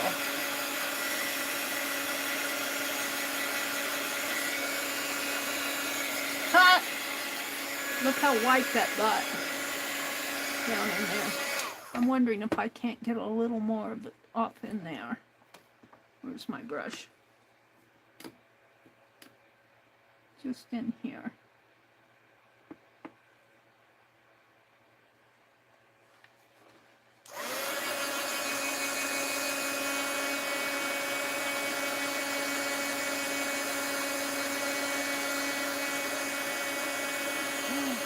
Oh.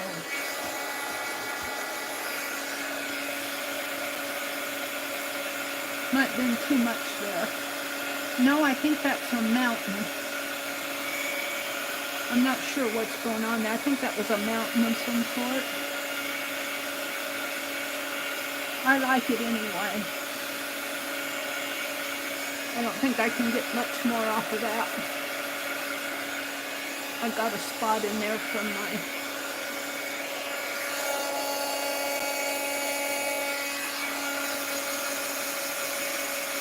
Let's turn it over and see what happened over here now. It's still wet, but...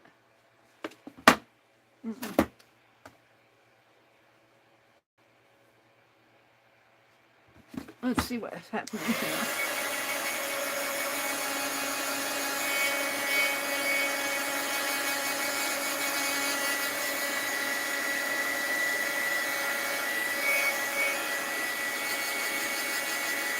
I might have to put more on this.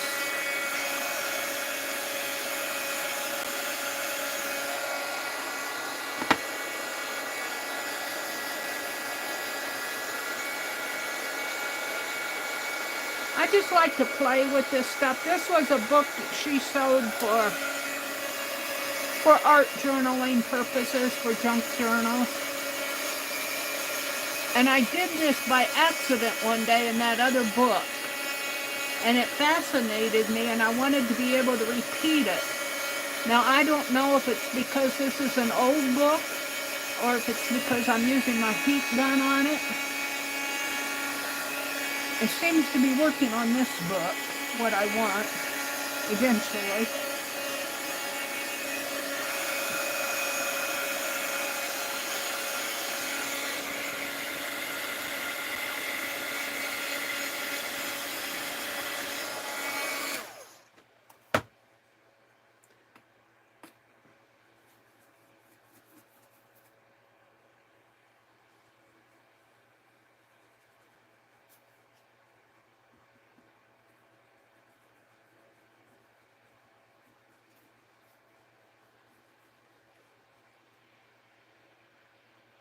See, look at the color off of my brush.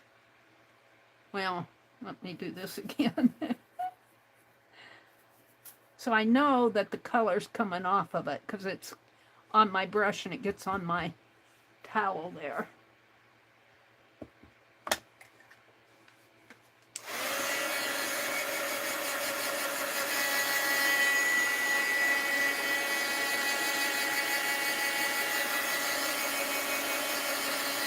And where I see it being brown, I think you see it being a lighter color. Look at that. Coming off.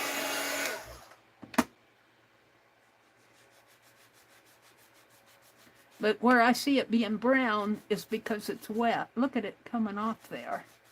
I wonder if it's because of the dye in this book cover that it's working.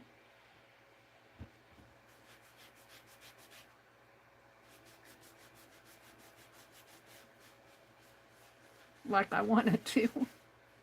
Got a little white spot there.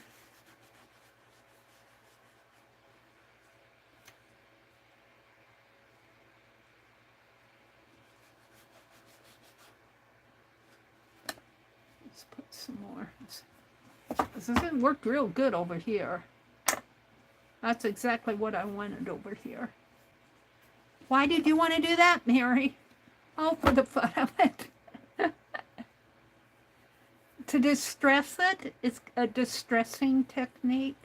Like this book has been in somebody's basement, which it probably has been.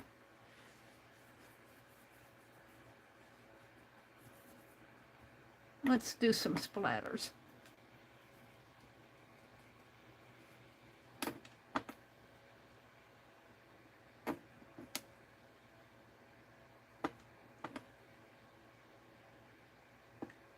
I don't want to splatter it on me.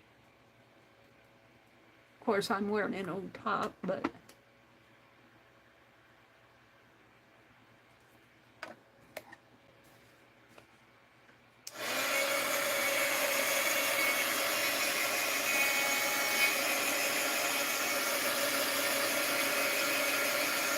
Meri doesn't stream all week. When she comes online, what does she do? She plays with Clorox. I would have thought that this would have taken this off better than it has.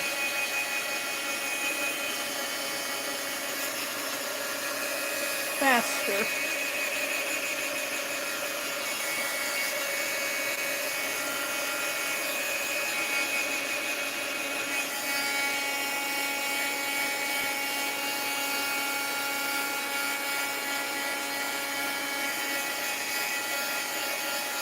There it's starting.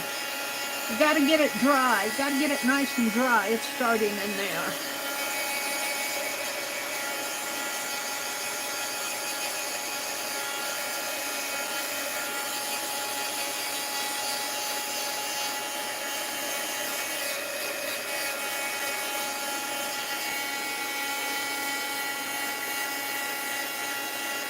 That's what I wanted to do on my fabric. I'm not sure why. Maybe I need to take my fabric down and dry it. There, look at those spots. Oh, I'm loving those spots.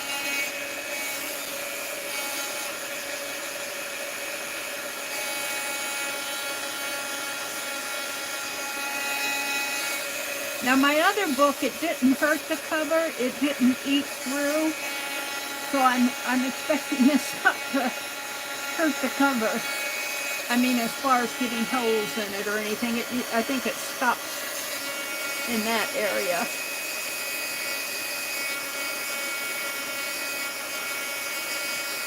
So this is applying heat. Now Katia did say, put your fabric in hot water. So it seems like the heat is a factor in this.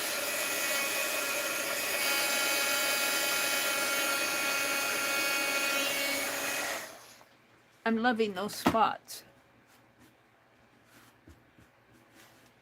I'm loving what it did. I'm going to put some spots on the front cover. Maybe I should do some on the spine. The spine, this is natural. This is how it came here. Damaged.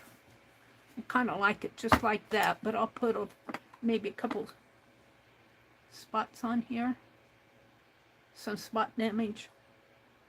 Ooh, look what that did. Right there. Let's heat gun it. That's going good. Yeah.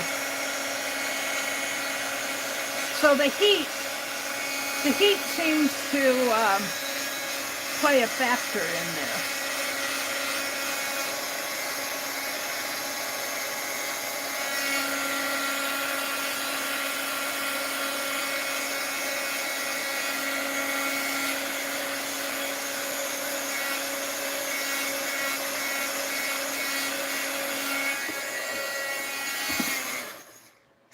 Uh-oh. I'm using my old heat gun.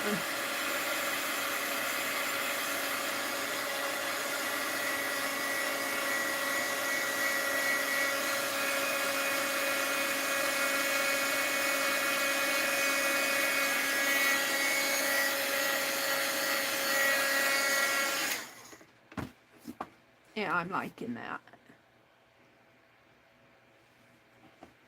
Let's put some, it's got a few splatters on there. Let's put some more.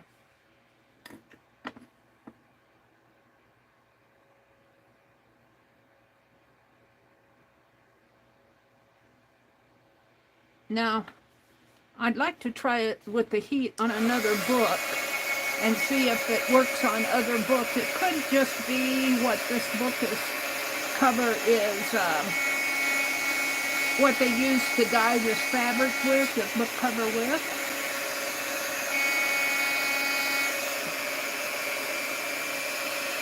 Seems to be working with the heat how I want it to work. I have to get it dried. Look at that, what it's doing in there.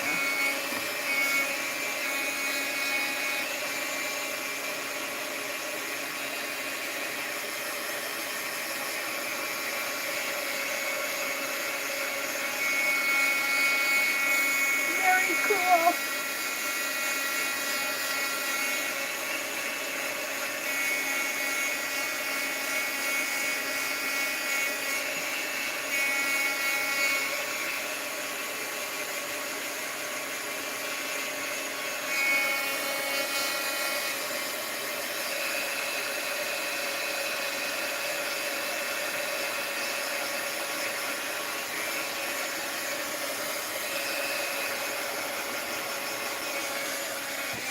It almost, no, I think it's good.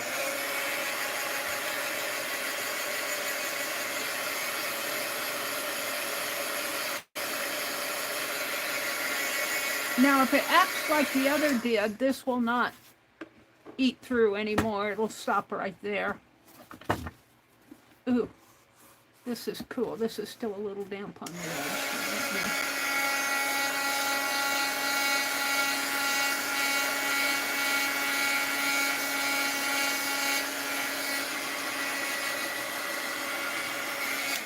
All right, and if I remember right, I was able to do some of the pages here.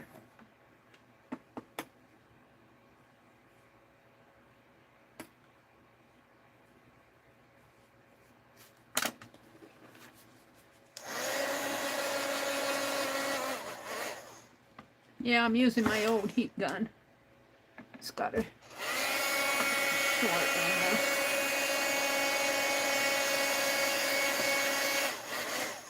Yeah, it doesn't like doing that. Hold on. I'm gonna have to do it this way.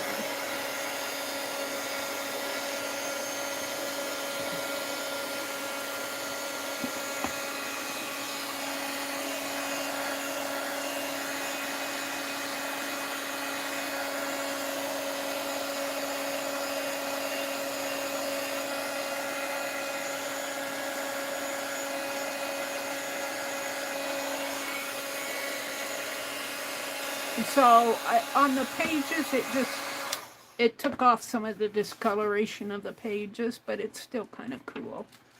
Let's see if it does anything on the inside. I don't remember doing anything on the inside. Probably eat it.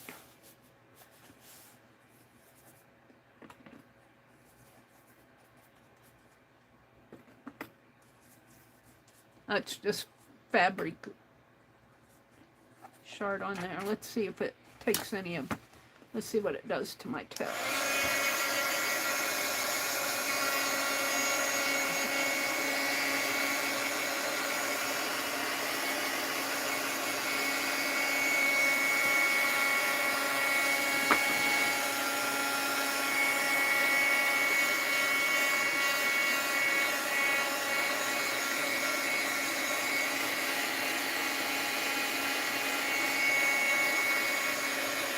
I don't see it doing anything spectacular. So it must react with the dye on the book covers, but not the, well, I'm burning it there. I don't want to burn a hole in it. I don't see it doing anything spectacular. It started to burn through my page there. I don't want to burn a hole in my page. That heat gun gets hot. All right, I am loving that. I'm loving what it does on the book cover with this book.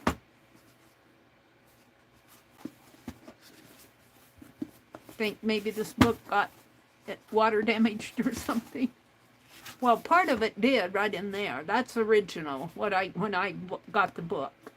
This part is original. This part is not. This is a book, Benjamin Franklin. Benjamin Franklin's autobiography, The Journal of John Woolman. Some of this might be fun reading. I like Benjamin Franklin. There he is. This is The Fruits of Solitude by William Penn. This is a Harvard Classic book, the Harvard Classics books. I got 2 of them from Johnny. Long time ago. They've been sitting around here. Okay, now my hands feel like Clorox, but I want to try another book and see if with the heat on another book. I'm liking what this did. Let's see what I have behind me. An old book. I have a book cover. Let's get that out. A red one. This is an old U.S. camera book. I don't know if this was a Time Life book. But this is a similar type book. This is the back cover of it here. We'll see what happens on the back. And no, I'm not going to do it on my Christmas book. Let me zoom out. Let me zoom out.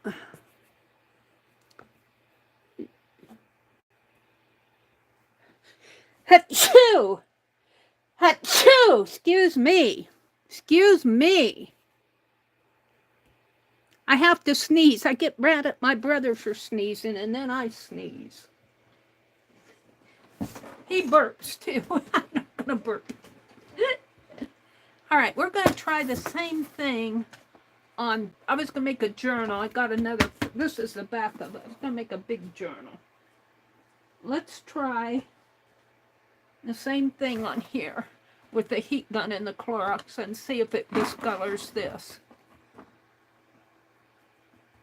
We'll start just by a dab on here. Maybe some splatters.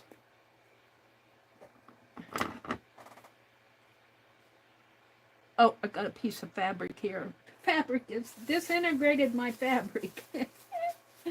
I should have known better. I'm glad I just put a scrap in there. All right, let's see what happens here.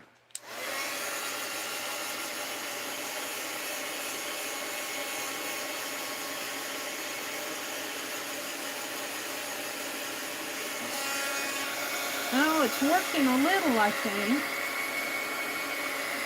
In there. Yeah, there it comes. So if you like distressing stuff, this is fun to do. You gotta be careful though, this is Clorox.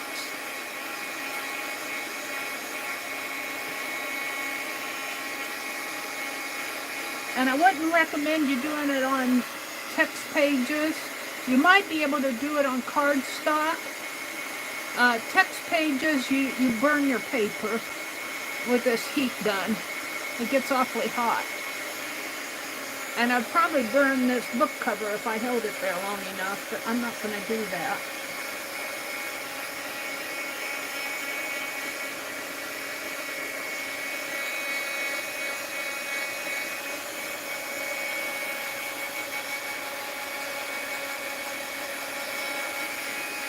Can you guys see where it's getting white in there?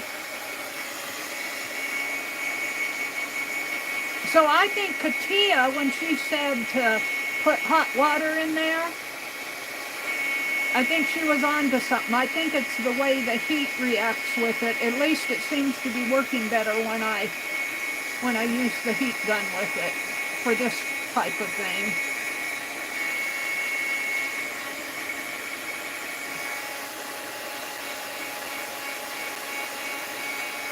kind of cool.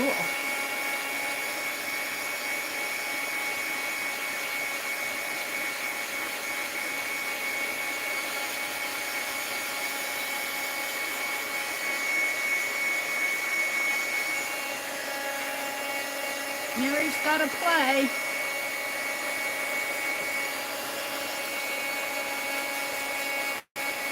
I didn't feel like doing much art tonight anyway.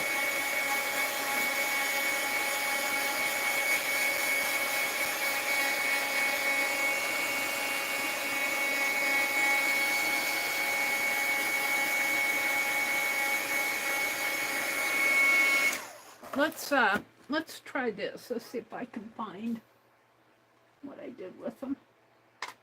Oh, you guys, I need to get in here and straighten up. I'm going to take one of these. I want a darker one. Ooh, I hate to try this one, but we're going to try this one.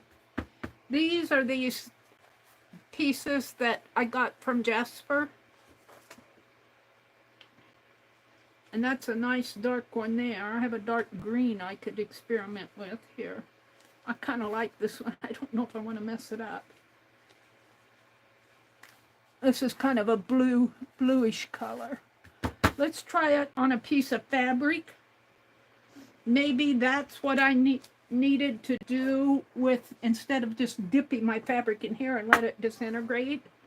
See, I thought, when I first started this, I thought I could just put my Clorox on fabric and it would, you know, and it may eventually, but see, like that, it doesn't work very good. Like this. I think I need to apply the heat to it. Let's apply heat to it and see what happens.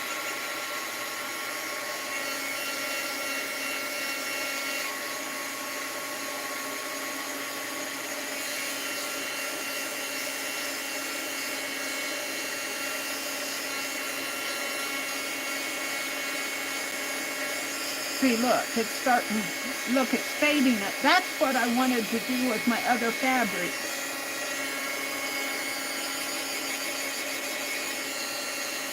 Now this is kind of a woven fabric, so I think you're seeing some of the weaving going on in there.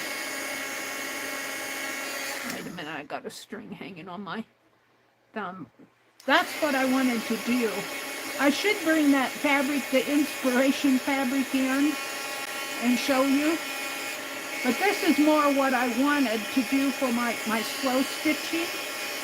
Now hopefully this will not eat through. I think this has got glue on the other side of it here on the, I don't know why, it's got glue.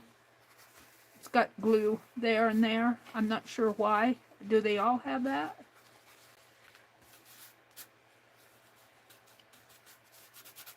I'm gonna leave this and see if that Clorox eats a hole in this. I think with it being dry, it won't.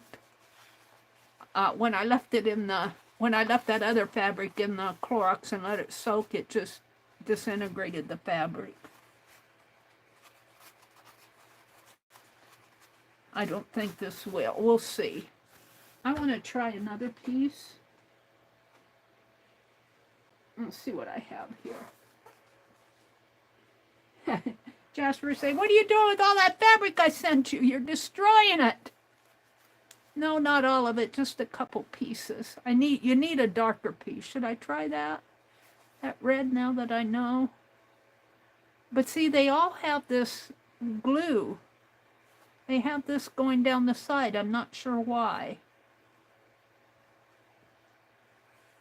Right down there. They have this, I call it a glue. It's a, looks like a glue almost. Huh, I wonder what that is. Do anybody know? It says dry cleaning recommended, suitable for bedspreads and draperies. Wonder what that is. I wonder if that's just on the sample. Can you guys see that? There's a strip going right down the edge there. You can kind of see it. It's on all of these.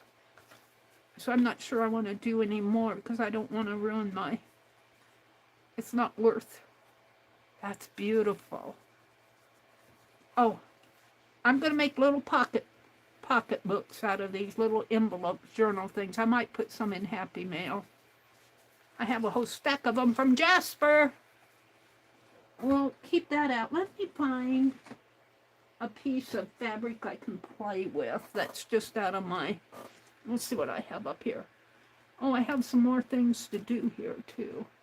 I guess I'm not ready to leave yet. Let me turn around and see what kind of fabric is behind me.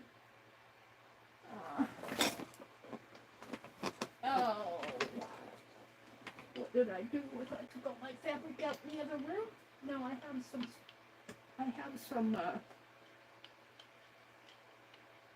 this is pink tablecloth fabric. I've got another piece of that butterfly. We'll play with those. What else do I have in this tin? I've got some bird fabric. And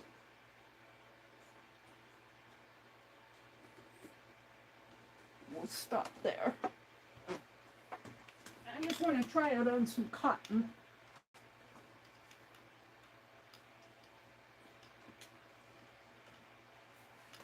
Oh, you should see my floor. It's a mess. I did some fussy cutting and all the scraps went on the floor. Okay. Let's try it on this, because this is a dark, kind of a silky fabric. It's probably a polyester. And I'm just going to leave this on the bottom here and let whatever soaks through, soak through. Now let's move this one off. We're going to try it on these. This is definitely a cotton. It's just a scrap, had a bird on it over here. We'll try it over on this side. And this is that butterfly that disintegrated, dragonfly. So, of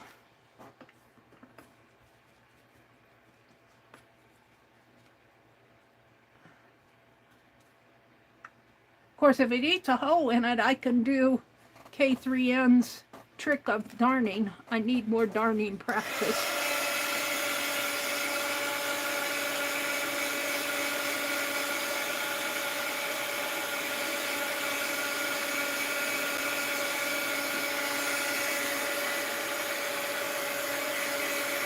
This is a tablecloth fabric.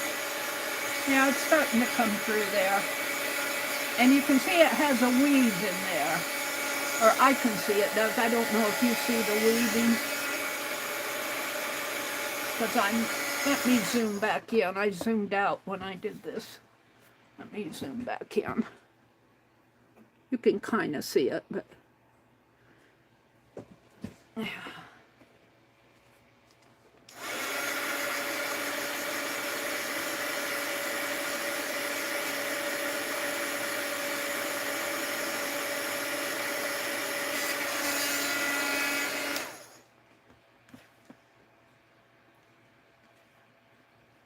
I don't know, I see some black spots in there. I don't know if I'm burning it. Or if that's just black off of the thread, that dirty threads in there, I think.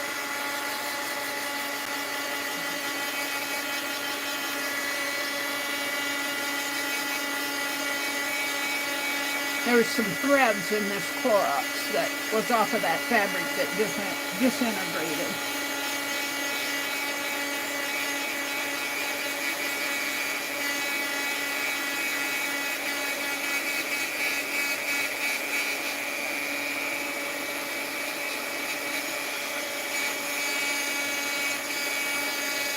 I don't think this is very pretty, but still it's getting some white spots in there.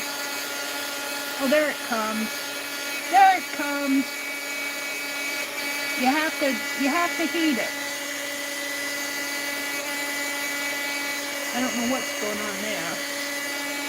It's bubbling up a little. Could be a synthetic fabric.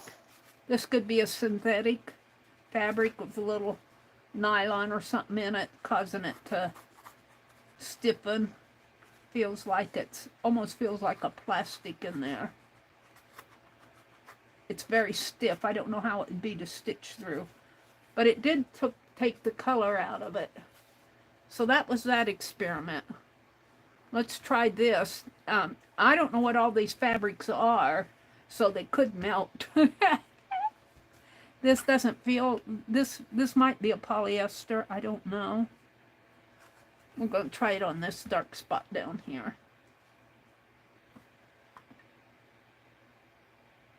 You have to be careful with some fabrics, you can melt them completely. Oh, that looks already.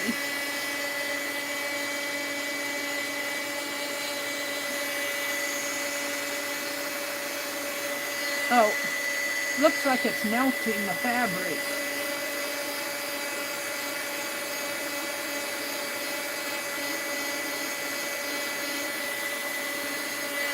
See how it's drying up there? I think it's melting. Yeah, it melted a hole. It melted a hole in the fabric. I kind of wondered if it wouldn't. See, you can see my hand in there. So, if I had a larger piece, I wouldn't go any further with that. I could tell by the feel of it. I could tell by the feel that it felt like a synthetic fabric. And it certainly was. In fact, if I hold it up here, I can kind of see little dots in there. Oh, I know this was off of a pair of camouflage. They weren't leggings, they were just a camouflage not leggings, tight leggings, just a pair of camouflage pants. And they have breathing holes in that fabric. You can kind of see them. I can see them all through their little holes in there to let you breathe. It's a synthetic fabric. Let's try to put some spots on this butterfly, dragonfly. I'm going to try it in here too.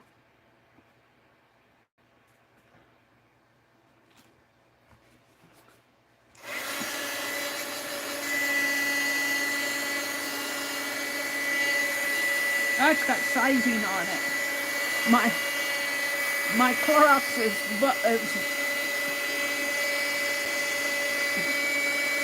it was running around there. That could be why it didn't, because if it's got sizing on it, it might be protecting the fabric. I could see my bubble running all around the page, my wet bubble. I can see right there the bubbles are. This probably has a sizing in it. I don't know if it's going to work on there.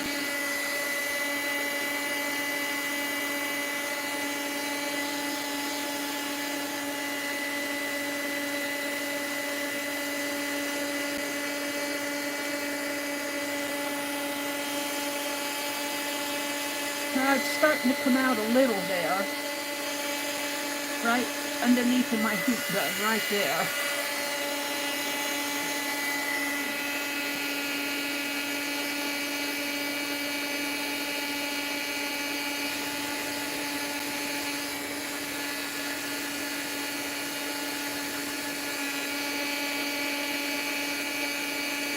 Right in there.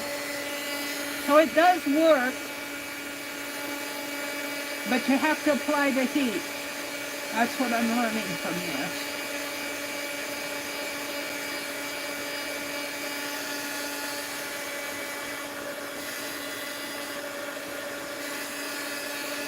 So why are you doing this, Meri? Look, I'm burning it there. I'm doing it just to play, to play with distressing my fabric. It's just a distressing technique. Even the burn doesn't bother me there. I don't want to go any further because I don't want to set it on fire. Let's try this. This is definitely a quilter's cotton. I want to keep that bird. I'll try it down here on this birdhouse. It's got some pretty... This bird is... Well, he's still there though. We got a little yellow bird there. Let's just try it down on that birdhouse and see what happens. This is my last piece. If I can find my... I'm surprised the Clorox hasn't damaged my brush any. I've got little threads in there, but it hasn't damaged my brush. It's probably cleaned it.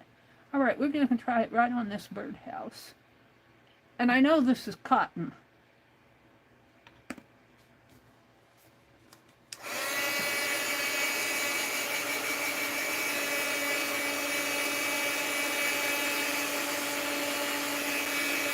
So you have to be careful not to burn your fabric when you're doing this. I'm killing myself.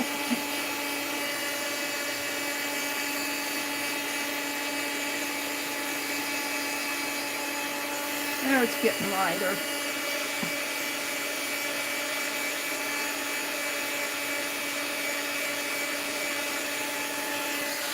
So, but I'm also starting to burn it. I don't want to burn it. So I'd have to play with just the right amount of heat. I don't want to ruin my birdies. I've got a bird there, I've got a bird here, and a bird over here. But I do like what it's done to, I like what it does in here. Because I like the distress effect on this. I could see playing with that some more. I'm not going to tonight. I'll probably throw this out. I'm going to put the lid back on it. I'll probably throw this out, most likely. Absolutely. So, I had some successes on it. This piece started to burn. I stopped before it burned, but this piece started to burn too, but we got some spots on the dragonfly. This was a learning. This burned. This was a synthetic, and it burned a hole in the fabric. This didn't do too bad, but I could see this dark here probably was starting to burn it. So you can't hold that. It's got some of that yucky stuff thread on it. You can't hold your heat gun on it too long or it'll burn your fabric. But I like what it does on the books. I like what it's done on the books. Let me unplug this because I don't like leaving it plugged in. It's got a short in it. Becky says, unplug it, Meri. Yes, ma'am. Unplugged. Unplugged. I don't know why I don't get out that new one. Kind of like my brother. As long as the old one still blows, it's good. All right, now, let's see, what else did I do? I did that book. What did I do with my book? Did I set it down here? No, that's the Elliot Hubbard book. It looks like the Elliot Hubbard, in some places, it started to discolor. I just didn't go far enough with it. It's just an experiment with the old book covers. This was fun to do. This one, I'm loving this old book. I'm loving this one. It needs a little bit more pulling those spots together, but when you stop to think about it, if it rained on that book, it wouldn't say, oh, we need to make it look artsy. All right, what time is it? It's almost 10:30. Let me refresh my chat. Chat filter. I don't know why I have a blue dot on that chat filter thing, but I do. All messages. Susan says, it's getting to the toilet, Brenda. Don't be walking around when no one is at home. Listen to me give her orders. You just give orders, Susan. The cover has a coat of varnish on after the fabric, probably. You have to get the varnish off first. Maybe Goo Gone or acetone. That could be.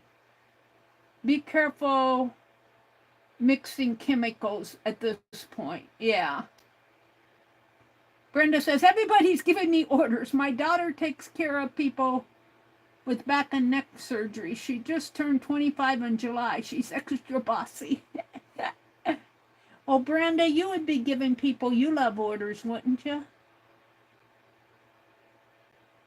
All right.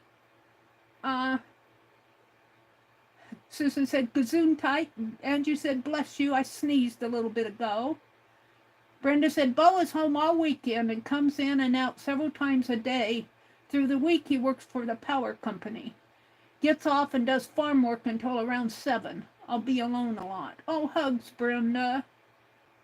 You know, I just happened to be flipping around on YouTube, and I ran across the news video. The people down in Houston, the linemen are still working, I think, on those lines down there.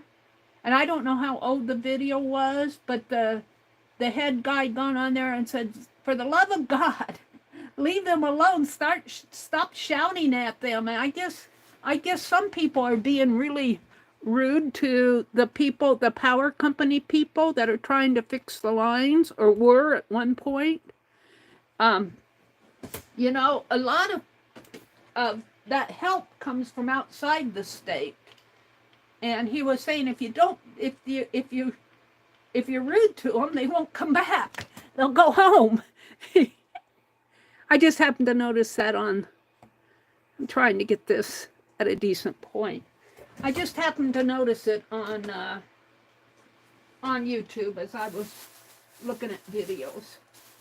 Well, I think I'm ready to call it a night. I need to mail that fabric to Becky. Thank you, Jacqueline. Go check out her website. It's pinned to the top of the chat.